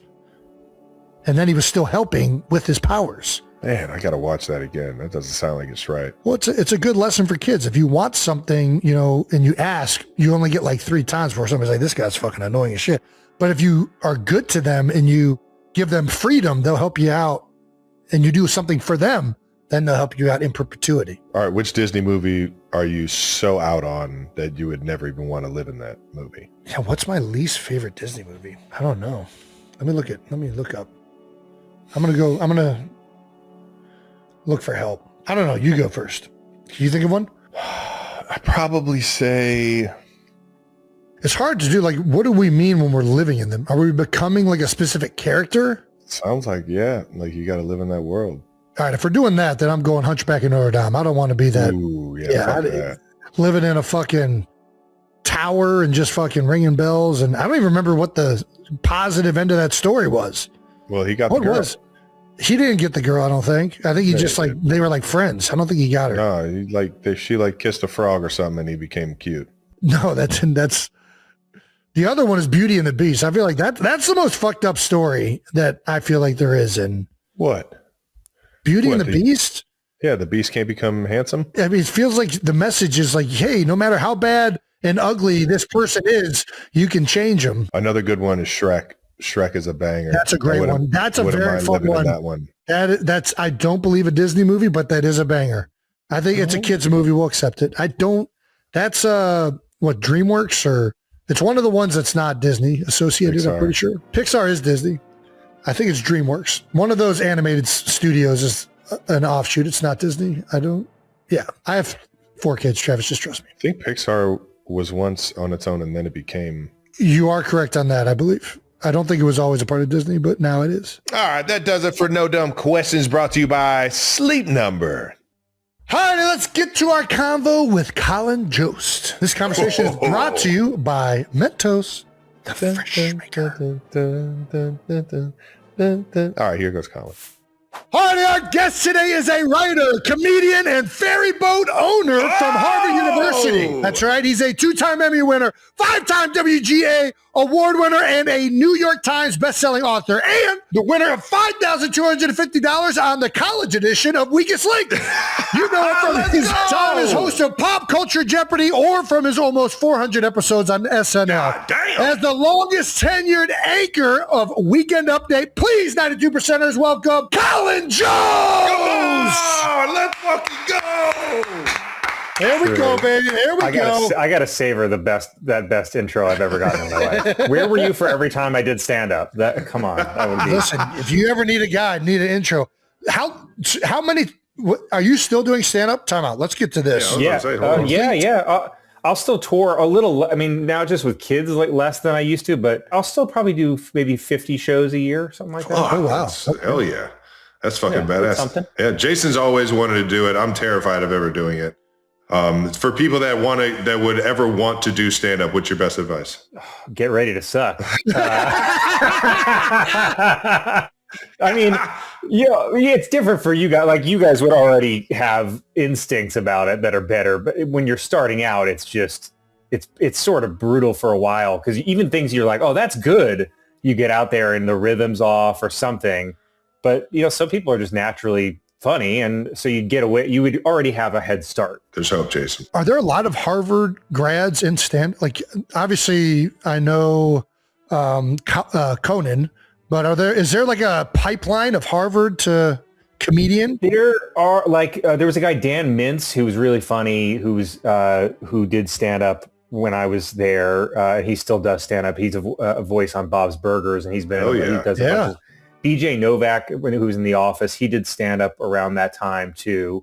I think there's more younger people that do it now that are there, but it wasn't a huge thing. It wasn't like, there wasn't a lot of performers. Like Conan came from there. He did, but I don't think he ever really did stand up. I think he more did. That's a good point. He was like sketch stuff and then did Tonight Show. So you didn't go to Harvard to do stand up?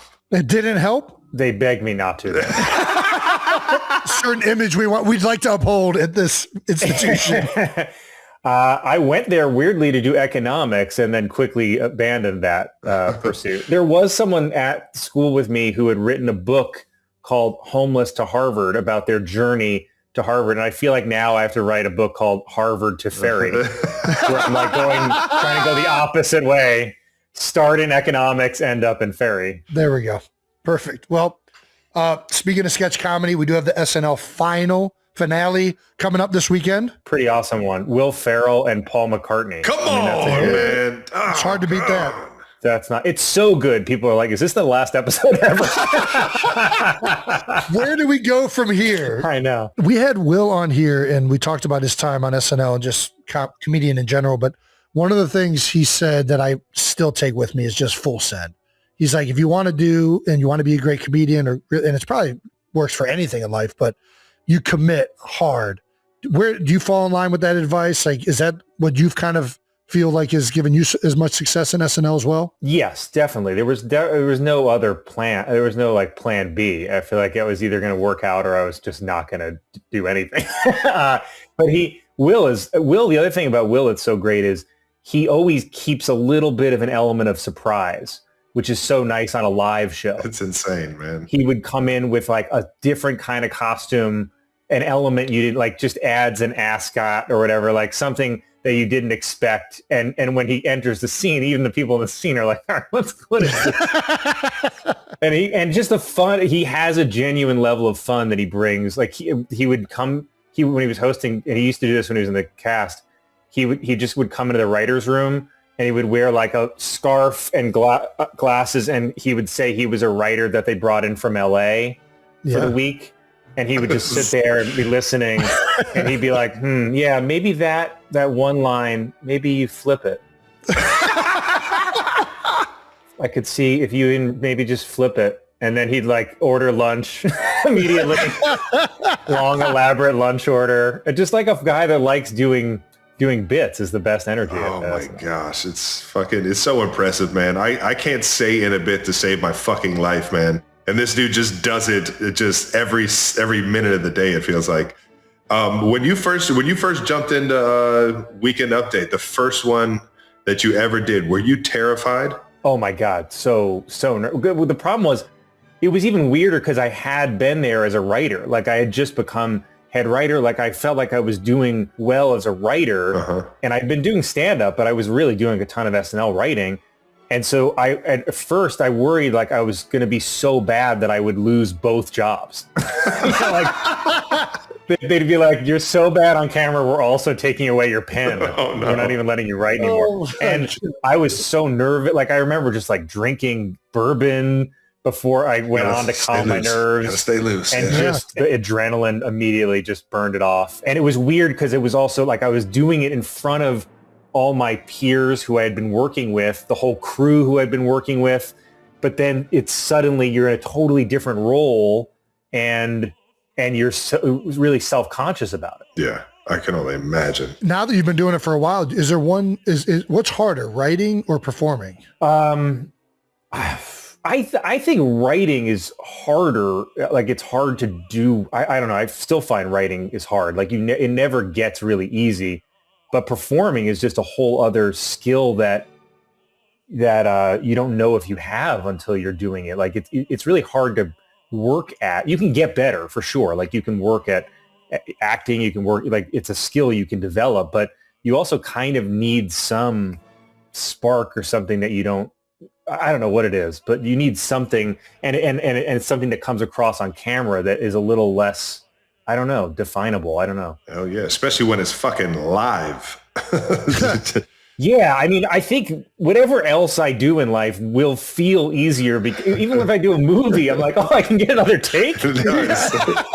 It's so liberating. Like we never get a second shot. And as a writer too, like you'll write something, and if there's something goes wrong or someone flubs a line or something, there's a technical cue, you never get to do it again. Yeah. Right. And so when something actually goes the way you imagine it, you feel like it's a miracle, like you pulled it off, and you know, you're so grateful that it came together. So bad. As you know, I'm sure and I'm sure you know too, there's things you think are going to work and then they don't. and then there's things you're like, I don't know, maybe I'll try it, and then maybe it was something that surprised you when you hosted that worked, I'm not even just on SNL. There's stuff in the football world that I'm like, this will guarantee happen. Coach, can we just put this in? And then we try it in practice, and there's like it gets gloved and nothing. And I'm just sitting there like, Coach is right. He knows what he's doing. Yeah. He told me that wouldn't work. I'm glad to know that happens there too. Yeah, exactly. No, you've been working on the show for 20 plus fucking years now. There's still like some starstruck moments or any hosts or musical guests that are just like, holy shit. Yeah, I mean, still, I feel Paul McCartney is someone that's still, even though he's come around a bunch. And it's just the coolest guy ever. Just a smooth cat. Like a beam of light. Yes, sir. Super, yeah, super, like just... I remember this last year he was there for the 50th anniversary. He played, which was one of the most incredible ways you could end an episode of television, is to have him play the last 3 songs from Abbey Road. I mean, that was just seeing everyone from the original cast, from people who were there, like watching in tears. What a great moment. And he was doing rehearsal, and so I told my parents, who are a huge fan, they were like, I was like, come down, you got to see this rehearsal. I'll sneak you in. And he's like, I see him, he's up there playing, and my dad calls and he's like, we're getting in a cab now. And I was like, Dad, what are you doing? And just, they walk in comically, like right after he had finished rehearsing. Oh, no. And I was like, guys, and Paul, like he can sense, this is how great a human he is. I think he could almost sense that they had just missed it. And so after he finished playing, he like came up and was like, hey, how's it going? I'm Paul. Nice. Still gave me a nice little kind memory. Spent like 5 minutes talking to my parents, and it just immediately made the whole situation like even better than if they had seen him play. And it's like, he just has those instincts, Hell yeah. Absolutely. It was great too, seeing him try to get through crowded into the building and he's just wearing a hood, and someone's like, sir, you can't just walk in here. And he just like puts the hood up a little. And he's like, this way. Oh, you could do whatever you need, sir. Yeah. Are you and Michael Shea going to do a joke swap at the finale? Please. Oh my God. That's 2 weeks away. So it's like the farthest thing from we haven't planned. I couldn't tell you anything yet about it, but I mean, we'll see. I'm sure we'll try to brainstorm some version of it, see if we can come up with something that would feel satisfying. It's hard to keep, and also I don't know if you noticed that, a little bit of a structural disadvantage. So it's harder for me to plays figure out into what it to perfectly. Oh God, it was the time I feel like I got him the most nervous, because he's such a Kendrick Lamar fan. When I started getting him talking, weighing in on the feud, like talking directly to Kendrick, I could tell he was really genuinely worried about what I was going to make him say. Now I got him. Now you know what it's like for me every time. Yeah. But I'm open to ideas if you guys got any pitches. Yeah, we are the last. Like you said, writing hard. I can't even put a sentence together, actually. I am curious, though, for that bit, that's been one of the most longest tenured bits at this point, right? Within SNL. I guess like, what is the process for that? Do you guys have any idea going into it? I know they do the rehearsal right before the show, but how much of a wild card are you truly on the hook of what am I about to get? Oh, well, so we have people ask about it. Well, it's, we have a dress rehearsal, but at the dress rehearsal, we do totally different jokes. Yes. So and cool. sometimes they're more tame, sort of to lull the other person into a false sense of security. This one's not that bad. You have an easy night here. And then sometimes they're actually a little harsher, because you can make him say one thing that's not gonna air. So sometimes there's really been ones where he made me say a joke, and the host that week came up to me after and was like, "Are you okay?" Touched my shoulder. It was like, he can't do that to you, that kind of vibe. It evolved because it started where we just wanted another chance to do jokes that the censor had stopped. So we originally did it as just jokes that we weren't able to tell early in the year. And then I perhaps foolishly suggested, wouldn't it be fun if we didn't know what was coming? And so it was like, oh, that made sense to give it to each other. And I remember Che being like, okay, all right. Sure, Yeah, we can do that. And I was like, yeah, well, I really brought it on myself. Well, thank you for doing it because it's one of the entire like fans of SNL's favorite bits, man. It is thrilling to do, even though it is also terrifying. And my family every year is very worried for me. I remember my mom saying like a Rosa Parks graphic came up and my mom was like, I thought our whole family was going to end. We were going to have to just shut down the family. Are we using the word bit correctly? This is another thing. There's I think so. That is That's correct. how I would say that too. All right. I feel like they're a little bit interchangeable. I would say I would describe that as a bit. Nice. Okay. Yes. Yeah. I'm gonna fuck that up. Yes. Boom. One for Travis. Fuck you, Jason. Thank you to our partner, Mentos. Some people are creatures of habit, ordering from the same restaurant, watching the same show, doing the same routine day in, day out. And look, no judgment, but that's not for everybody. Some of us crave a little surprise, a little what's next in our day. And if that's you, you're going to love the Mentos Discovery Roll. Ooh, little mystery. It's got 14 unique flavors to discover, from fruity favorites like strawberry and watermelon to unexpected picks like passion fruit and black currant. Ooh, all in one delicious roll. Add a little fun, a little flavor, and a whole lot of chew. That's right. Refresh the everyday with Mentos Chewy Mints. Say yes to fresh. Thank you to our partner, Liquid IV. All right, 92%ers, we've partnered with Liquid IV for an exclusive taste test of their newest sugar-free flavor, Ring Pop. Our interns have graciously volunteered to try it out. Jake and Brandon, can you do the honors? Absolutely, I can. I got my water and my little mixin right here. We got the Liquid IV. Oh, Nice. yeah, it's ring pop flavor. Oh, let's try it out. Look at Jake's fancy cup. It's a nice cup. Only the best for Liquid IV. We're pouring. It's actually so good. That is dangerous. Do a little stir. It sounds very good. Yeah. Honestly, when you see the flavors ring pop and you go, what does that taste like? And you taste it, you go, no, that's ring pop. It really does taste like a ring pop cherry. Brings me back to like being at the town pool as a kid. Yeah. Just hammering ring pops. Brandon, you needed some electrolytes, huh? It was a rough weekend, boys. Hydrated. I'm hydrated now. It's got that nostalgia flavor bursting with tart cherry notes and the hydration you need. Just one stick in 16 ounces of water hydrates faster than water alone because of Liquid IV's Hydra Science.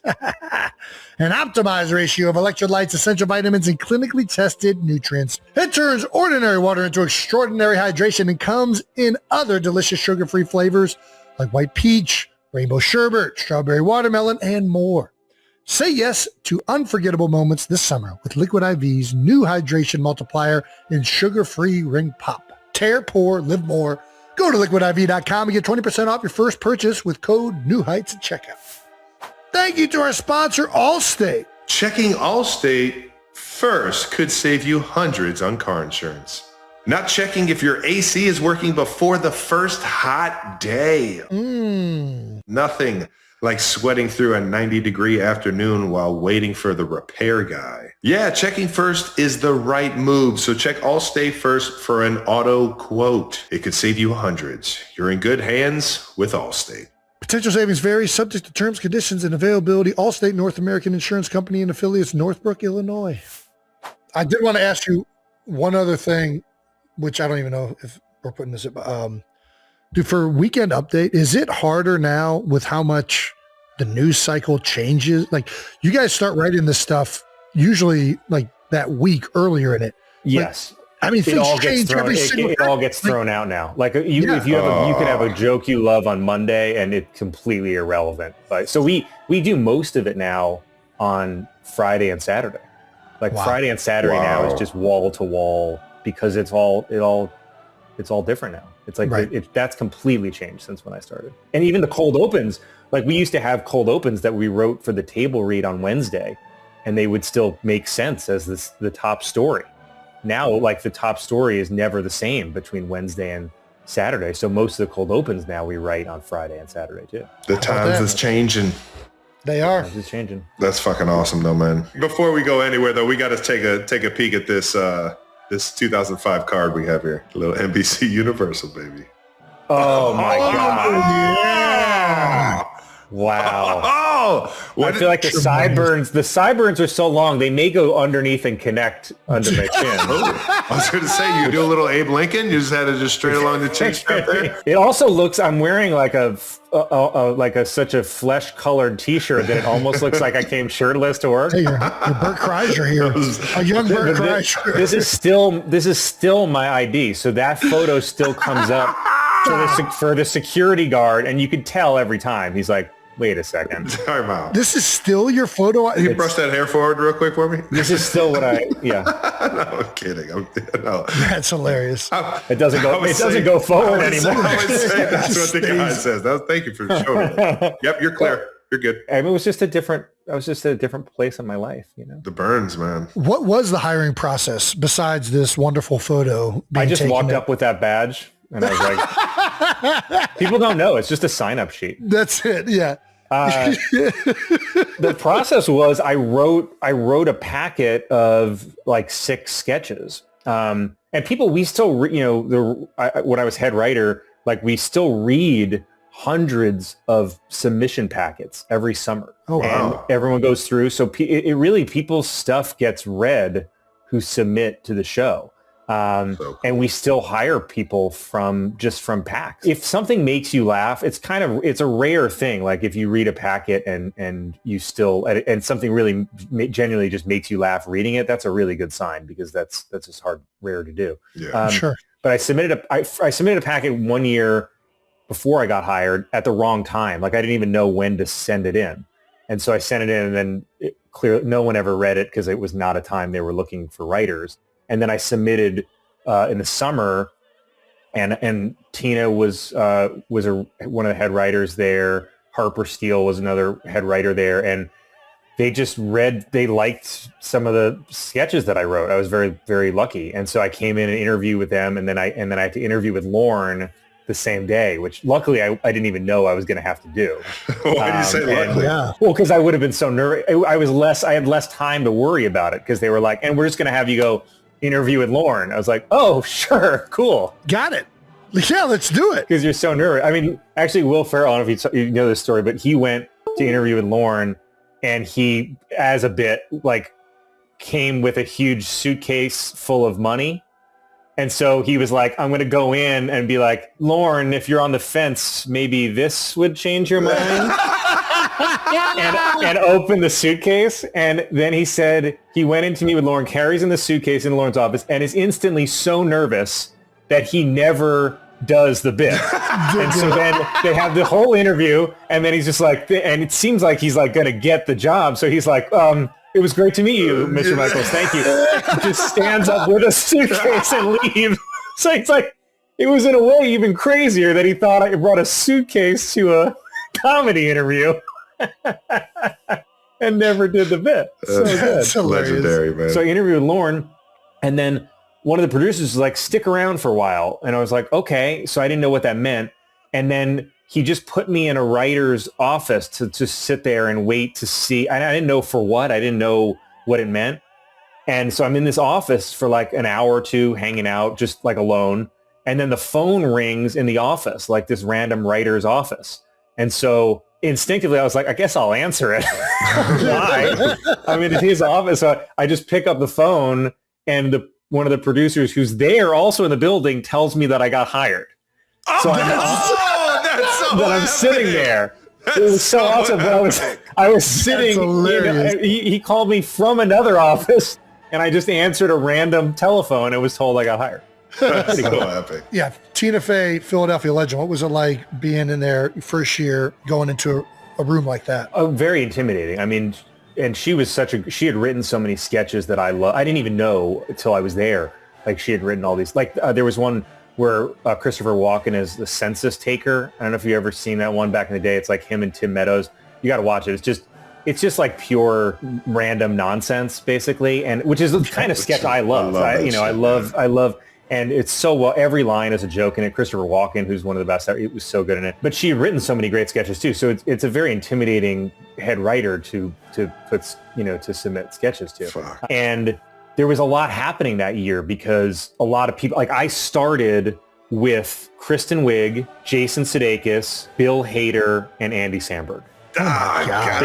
We were all new together, which is just an insane, truly one of the best groups of people to come in think about to the show, and that was it. They were the 4 actors that came in, and then 2 writers who worked with Andy with The Lonely Island who came in, and Brian Tucker who had worked at Chappelle's show, and that was our group that we started with. And there were all these cast members that were kind of in their last year, so it was a big transition year. It was the year like Tina was leaving, Maya Rudolph was leaving, Rachel Dratch was leaving, a lot of people who had been there. And Tina was starting 30 Rock. So that was like, that process was happening that year. We saw all that, like the show starting up. And so we, as a group, like all these new people, we started figuring out getting our stuff onto the show, like how we could sneak in. And there were some incredible, I was looking back at the episodes from that year, and there's just crazy pairings. Like Steve Martin and Prince was a show. Oh, shit. My first episode was Steve Carell and Kanye, which was just just a walk-in Kanye first episode. Tom Hanks and the Red Hot Chili Peppers was a show, which was pretty awesome. Love it. Jack Black and Neil Young, pretty Jesus. sweet. And then it was like all these great shows. And then the last episode I just saw, the season finale, was Kevin Spacey and Nelly Furtado. It's like, I was like, I'm sure Nelly Furtado is so happy to have that ticket framed in their house now. They're like, what'd you do SNL with? This guy Kevin. So fun.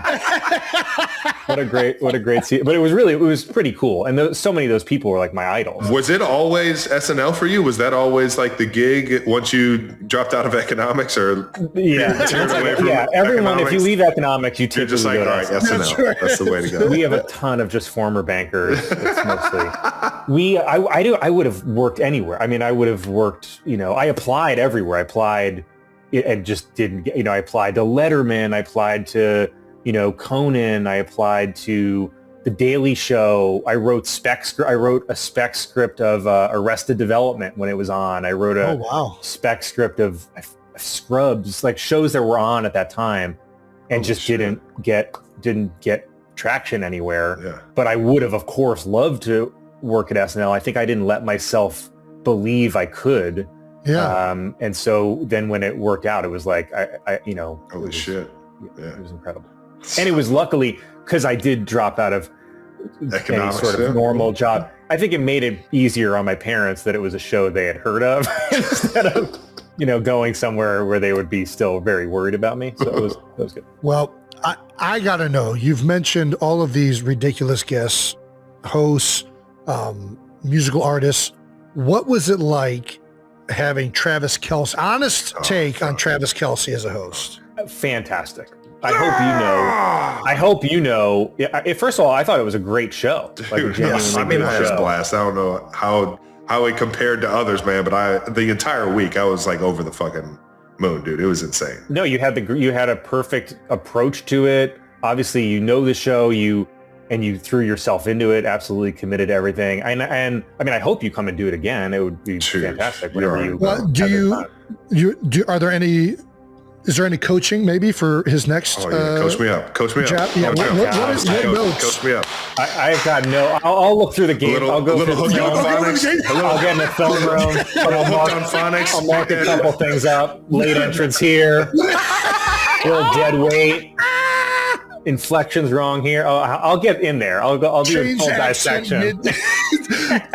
Went from Australian to British halfway through. Yeah. I'm sure the notes would all be for on our own side. Like, we should have written a better joke here. Why didn't we? There were some standouts too. Having the meal at the American Girl store, that was really good. Oh my fucking god! I still go back and watch that. I mean, it's absolutely hilarious. I had so much fun doing that one. I was like, be a creep. You were a little too good at it, to be honest honest with you. It was a little. Well, I think it was.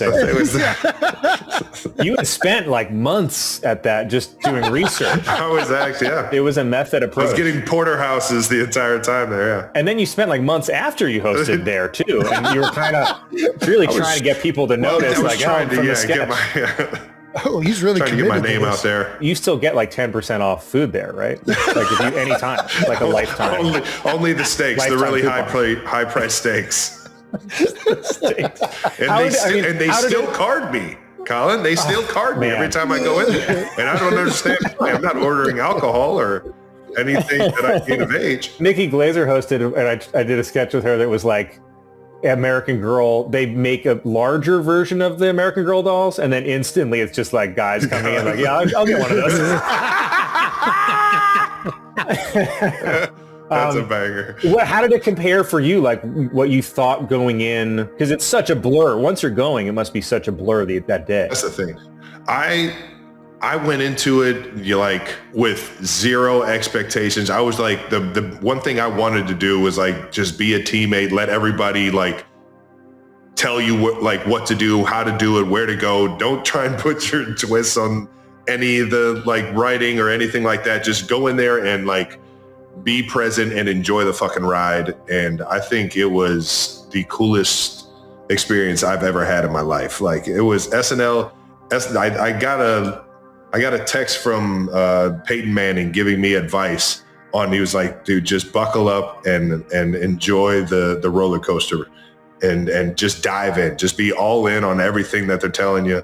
And that was the best thing I could have heard at that moment, because I was going into it blind, not knowing how everybody was so goddamn funny on SNL. But then I quickly realized after jumping into all the little writing rooms and hearing everybody try and not necessarily pitch me apart, but get me to understand a part, just how talented everyone is up there and how much of like a family and unity it is up there. So I just went in with, zero expectations and hoping that I didn't fuck it up on Saturday. No, not at all. I mean, it's the thing you realize too is, the writers are also nervous and also trying to figure it out. Like, they don't necessarily know what's going to work, and they're trying to figure out what's fun for you to do, or what would be a good look for you to in a scene, or world for a scene, Which is where if I did it again, I would actually be able to tell them, oh, I can do this kind of accent. I can do this. Like I just went in there and somebody asked me, all right, do you have any accents you can do? I'm just like, fuck. We don't want to take up too much more of your time. We got a last section. We got I have no friends, nowhere to go. I have nothing. Never mind then. We will be here I for don't a want to see my kids. I know, whatever you. You are starting season 2 of Pop Culture Jeopardy Oh, yeah. on Netflix. That's right. You are an economic Harvard, well, I guess you didn't graduate with economy, but economics. What I the hell? graduated in pop culture. Graduated- Shifted over. There we I go. shifted. Would you be better at regular Jeopardy or Pop Culture Jeopardy? Oh, 100% regular. Really? Ooh. Yes, and I don't think I'd be very good at Jeopardy. Like I'm not really a good trivia. The thing I realized I said, it almost is like a Yogi Berra phrase. I literally told someone, I'm good at trivia if I know the answer. Like, right. Well, But it's yeah, like, that makes there's sense. certain things I know well, but I don't have I have huge blind spots in anything, but Jeopardy, the level of knowledge and the breadth of knowledge that people have as Jeopardy contestants is so impressive. It's crazy. Pop culture is even crazier to me because it changes so much, and there's so many eras of pop culture, and this is definitely weighted more recent, which is sad because when there's the category about the 90s, that's the one I feel like I could get. I'm on this, yeah. Yeah, and weirdly, sometimes that's a category where no one will get an answer now, and that just makes me feel very sad and old. As two guys who are also of the +1 fraternity and have this same experience, how nice is it to be the less famous person in your relationship? Huge relief. Really huge relief. It's really funny because I feel like I think I'm probably almost approached more because she's less approachable. So, you know what I mean? Like, it's like, I feel like because I'm on TV, I have like a lesser, people are just like, I'm in their living room. So they're just like, hey, what's up, man? How's it going? she's actually almost like so famous that they don't believe it a lot of times too. Like we've been traveling and we've been standing at the passport check and the person's looking at her passport and he'll be like, has anyone ever told you look like Scarlett Johansson?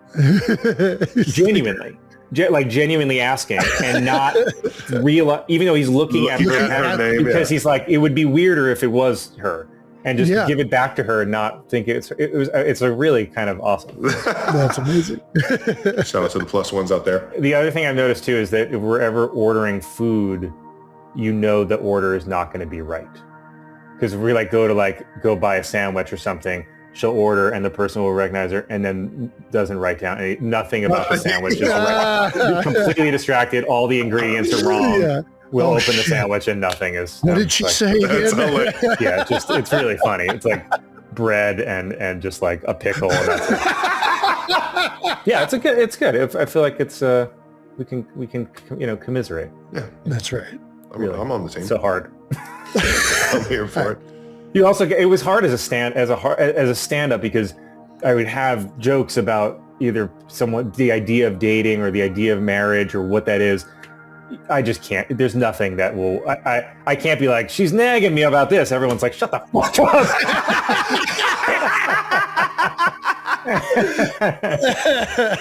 It eliminated that part of stand-up. All right. Well, can you please tell us, our next question, can you please tell us about the time Jimmy Buffett saved your life? Oh my God, with pleasure. It was really pretty, RIP, what a great dude. Like, yes. Really, I was randomly seated next to him at a dinner I was there with, I was dating a girl at the time who was there with friends who were working at Vice magazine. And I was just randomly seated next to him and I had never met him before and I didn't know it was him. And so it was like over the course of dinner and he was like, I surf. And he heard that and he was like, oh, he just wanted to talk about surfing because he loves surfing. And only after a while, I sort of noticed little subtle hints that it might be Jimmy Buffett. Like he would say something like, whenever I open a new Margaritaville, I like to go and find somewhere to surf near where the Margaritaville is. And I was like, this might be Jimmy Buffett. Interesting. And then he was really gracious and knew I liked to surf. So he's like, I'm going to go surf tomorrow morning out in I think it's like the west coast of St. Bart's, like a more remote area. Why don't you come surf? And I was like, oh my God, of course. This is fantastic. So I went to meet him and I got there and I kind of immediately realized that maybe it was a thing where he said like, oh, you should come by sometime, but didn't mean it. You know what I mean? And he's like, yeah, come hang. And I was like, great, I will. I'll be there tomorrow morning. And suddenly I was like, am I psychotic that I just took him up on this? And it was just like him and his family. And then there was like a surf instructor that was out there that was just kind of helping them. Yeah. And he lent me a board and we went out and I kind of was hanging back and they all caught waves like in a row at this. And again, no one was there. It was kind of amazing. Like no one was at this break. It was like a nice sort of 5-6 foot wave rolling in. And then I finally was like, I'm going to catch a wave. And I caught a wave. And I remember when we were going out, swimming out, Jimmy was like, be careful when you get into shallower water because there's a lot of rocks. Like don't ride it all the way in. Yeah. And again, because it's him and I'm talking to him and I'm excited. I didn't pay attention to any of the advice at all. Completely ignored it. And then rode the wave all the way in and went to turn around on my board and paddle back and I couldn't paddle forward. I was like, I didn't know why. And then I realized that my leash had been stuck under one of the famous rocks he had told me about. Oh my gosh. And I couldn't get out and the waves were coming. And so I couldn't reach down and get it. I was trying to tug it out, which probably was making it worse. And I was stuck. And he was like, are you okay in there? And again, I was trying to play it cool. So I was like, oh yeah, I'm great. Cool. I love it. I love all this water I'm swallowing. I'm doing great. And then I started getting kind of nervous because I couldn't get loose of this rock. And so he sort of sensed it and the instructor there had a knife. That he just probably for this reason, if someone got the way you would in scuba diving, have a little knife. And so he swam and cut my leash off and got me out and got me back out there. And then literally he was like, I think that down the beach might be more your speed. Like you might like it over there. And then of course I was like, oh no, I destroyed Jimmy's leash. And so like the next morning I found like a surf shop in St. Bart's where a leash costs like $2,000. Surf mechanic. St. Bart's leash. Yeah. And then bought it and brought it all the way back because I was like, I can't leave him with this broken leash. And of course, like he wasn't there, and the guy who was there was like, you did not need to do this. He has like 100 leads, it's fine. But I was like, I should do this, and then and that's the last time that I got to surf with him. R.I.P. the legend, man. Very cool story. Incredible. God damn, that's good. Lastly, what's your welcome to SNL moment? Like, what do you mean? Like when I was welcome there, like, or if I welcome someone there? So it's more like we asked this to like NFL players, anybody in their field. Like when was it where you were like, oh my God, I'm doing this. Like I'm at SNL. Like a welcome to Hollywood moment. Welcome to the NFL moment. Oh yeah, that. Yeah. One of them was I was like getting like I was doing pretty well as a writer. And I remember Lorne saying, can you come into my office? And I went into his office and Mick Jagger was there. And he was like, Mick Jagger is doing a show in Indianapolis tomorrow. Do you have any jokes he could do? Oh, no. Oh, man. What? Yeah. And I was like, what? You know, I'm thinking like, of all things Mick Jagger needs, it's not jokes. He doesn't need, he could say anything and people are going to scream. Eat it up, and on the spot, I was like, just trying to think about I was like, does he want to joke about Indianapolis? Like what kind of jokes? I was like, what jokes do you do normally, Mr. Jagger? That was definitely I don't even know what I said. I feel like because I also didn't even know he was going to be in there. That's crazy. That was a real welcome to Hollywood moment. And then, God, I'm trying to think of like what another one is for me. Like there's just like, I don't know, through I think one of the ones still even more recent, which was just like it's like keeping it in mind as I go through it. Because I still have ones that are of course shocking when I put them in context. Yeah. And I remember opening for Chappelle at Radio City, which was like a couple dreams come true. That was really awesome. And then I was going to LA and he was going to LA and he was like, let's go to a Lakers game. And so like we went to a Lakers game together and we're in like the player, they just immediately, wherever he goes, they're like, wherever you want to go in the stadium, you're welcome. So like we're in the players tunnel and he's like, you want to smoke? And I'm like, sure. I never smoked, but I was like, I did show. I was like, you want to smoke a cigarette? I'm like, sure, no problem. I would love that. I'll look totally natural doing it. So we're like smoking. We're smoking in Lakers Arena there and in the Staples Center. Yeah. And then someone's like, do you want to meet Kareem Abdul-Jabbar? He's coming over here. He's like, there's a little lounge. It's like Kareem. It's just like a couple people hanging out, like Kareem Abdul-Jabbar. That was a moment where I just was thinking, this is a great, like, what a wonderful combination of fucking fun epic folks to be in a little lounge. Yeah, that's a pinch me moment. That sounds like a fucking dream. Yeah, and it's very nice when you get to work with people that you love, especially it's an athlete, yourself included. Like LeBron coming to host, Peyton coming to host, like that. Those are really, those are moments that you kind of can't believe that you get to do that, because writing for people that you love, like Larry David or Julia Dreyfus or people who are comedians is already, but then when it's an athlete, it's like a double thing of you never thought you'd get to do it. Or a musician, like writing something for Nicki Minaj or writing something that's like totally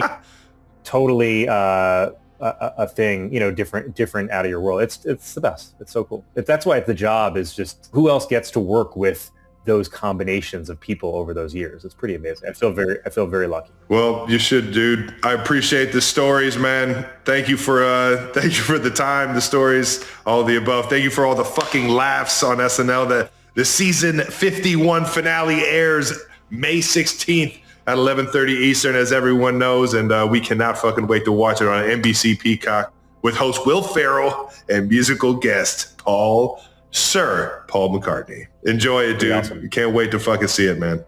Pleasure. Thank you guys for having me on. I appreciate it. Oh, and also starting May 11th, new episodes of Pop Culture Jeopardy will premiere on Netflix. So every weekend. Check that out. Yeah. Oh, yeah. Enjoy it, ladies and gentlemen. I will say, if you're a Jeopardy fan and a pop culture fan, there are some episodes that are incredible television. Like the gameplay will blow your mind. Like there's semifinals and the finals were like shockingly dramatic and cool. So fuck yeah. It has nothing to do with me. It has nothing to do with me. The actual people playing the games are. Your mind's gonna be blown if you're a Jeopardy fan. It's pretty awesome. Nice. Hell yeah.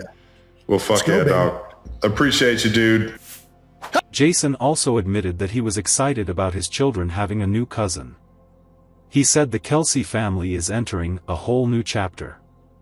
Fans particularly noticed how Travis consistently mentioned Taylor with respect and tenderness. Many viewers commented that his voice completely changed whenever he spoke about her. One fan wrote on social media, "You can hear the love in Travis's voice." Throughout his years in the spotlight, Travis Kelce has always been known as a lively, funny, and sometimes rather flamboyant NFL star. But this podcast reveals a completely different image, a man preparing to be a father, full of anxiety but also brimming with hope. Travis admitted he has started thinking more seriously about the future. He said he wants to balance his football career and family in the near future. "Football has always been a big part of my life," Travis said. "But family, that's what lasts forever." That statement left Jason silent for a few seconds before he nodded in agreement. The podcast also featured familiar humorous moments, with Jason constantly teasing his younger brother that he would become the world's most panicked dad. Travis responded by saying that at least he wouldn't dress his child in the weird outfits Jason used to. The two brothers laughed heartily, creating the warm atmosphere that audiences have loved for years. However, what made this podcast episode special was Travis's rare sincerity. No longer talking about touchdowns or the Super Bowl, this time he spoke about love, family, and responsibility. Many fans believe this is the biggest turning point in Travis Kelce's life. In the final minutes of the podcast, Jason unexpectedly asked his brother, "What's the first thing you want to say to your child?" Travis was silent for quite a while. He bowed his head, smiled faintly, and replied in a voice that was almost choked with emotion, "I want you to know that, no matter what happens, you will always be loved." That moment silenced the entire studio. That wasn't the answer of an NFL superstar. It was the answer of a future father truly feeling the weight of family love.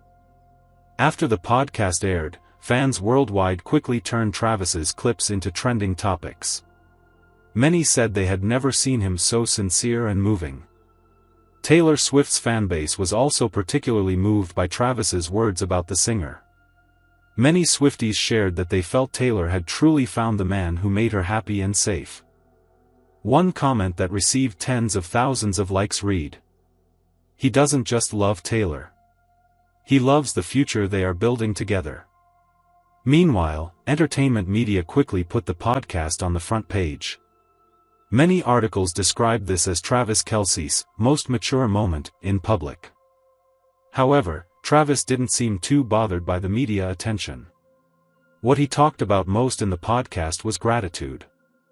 "I know I'm very lucky," he said. "Having Taylor by my side, having a wonderful family, and now preparing to have a child, it's really hard to describe how it feels." The podcast ended with Jason standing up to hug his younger brother amidst applause from the crew. It was a simple yet emotional moment. For fans, this podcast episode was more than just a casual conversation. It was like a confirmation that Travis Kelce is entering the most important chapter of his life, not as a legendary NFL player, but as a future husband and father. The atmosphere on this week's New Heights podcast was a stark contrast to usual when Travis Kelce appeared, looking both nervous and emotional. Audiences, accustomed to the Kansas City Chiefs star's usual humorous, confident, and energetic persona, quickly noticed something unusual. From the very beginning, Travis was constantly smiling to himself, occasionally bowing his head in embarrassment, while his brother Jason Kelce teased him relentlessly. Jason began with his usual joke that his younger brother was glowing like someone who just won the Super Bowl again. But after a few minutes of light-hearted conversation, the atmosphere slowed down as Travis unexpectedly shifted to a more serious tone. He looked directly into the microphone, remaining silent for a few seconds as if to regain his composure before mentioning Taylor Swift. "There are things in life that make everything change completely," Travis said softly. "And I think, preparing to become a father is the biggest feeling I've ever had." That moment instantly caused a social media frenzy. Viewers of the show were almost speechless at Travis's rare sincerity. For months, the public had been speculating about Taylor Swift and Travis Kelce preparing to embark on a new chapter in their lives. But this was the first time Travis had directly spoken about his first child with Taylor in such an emotional way. Jason Kelce, known for his playful banter, was also surprisingly silent for a few seconds. He looked at his younger brother emotionally before smiling and saying, "I've never seen you talk this seriously on the podcast before." The entire studio burst into laughter, but Travis's eyes still shone with clear emotion. He shared that the recent period has been the best but also most nerve-wracking time of his life. Travis said that he used to think his greatest success was winning an NFL championship or reaching career milestones, but all those thoughts changed since he envisioned becoming a father. "You start thinking differently about things," Travis said. "You wake up and ask yourself what kind of man you want to be for your child." That quote quickly went viral on social media platforms, where millions of fans shared clips from the podcast. Many considered it the most mature and insightful version they had ever seen of Travis Kelce. Throughout the conversation, Jason repeatedly asked his younger brother if he was ready for sleepless nights. Travis laughed, admitting that he still felt quite panicked whenever he thought about babysitting. "Honestly, I don't even know how to change a diaper properly," Travis joked. "But I'll learn." Jason immediately burst into laughter and replied, "Taylor would definitely run things better than you." Taylor Swift's name was mentioned several times in the podcast, and each time Travis couldn't hide his smile. He said the singer brought him a sense of peace he had never experienced before. "Taylor is the most wonderful person I've ever met," Travis shared. "She makes everything so much easier. And I know she'll be a wonderful mother." Fans quickly noticed Travis's proud gaze when he mentioned his fiancée. It wasn't just the admiration of a boyfriend for his famous girlfriend, but more like a man truly building his own family. This week's podcast also revealed many interesting details about the famous couple's private lives. Travis said they've recently been spending more time at home instead of appearing at big events. He said they enjoy cooking together, watching movies, and talking about the future. "There are nights we just sit for hours talking about how we're going to raise our children," Travis recounted. "That sounds crazy because I never thought I'd have conversations like that before." Jason immediately chimed in. "You look completely different now than Travis did a few years ago." Travis laughed heartily but didn't deny it.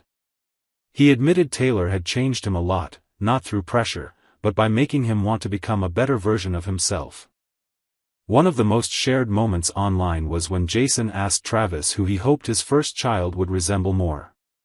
Travis immediately burst into laughter before answering, "I hope the baby has Taylor's musical talent and my height." The answer made the entire studio laugh, but Travis then became more serious, saying that what he truly wanted was for his child to grow up healthy and happy. "That's the only thing that matters," he said softly. Travis's emotion seemed to reach a climax when he mentioned his family. He recounted that his mother, Donna Kelce, was incredibly emotional upon hearing the good news. According to Travis, Donna almost burst into tears during their first phone call. Mom said this was the happiest moment she'd had in years, Travis said.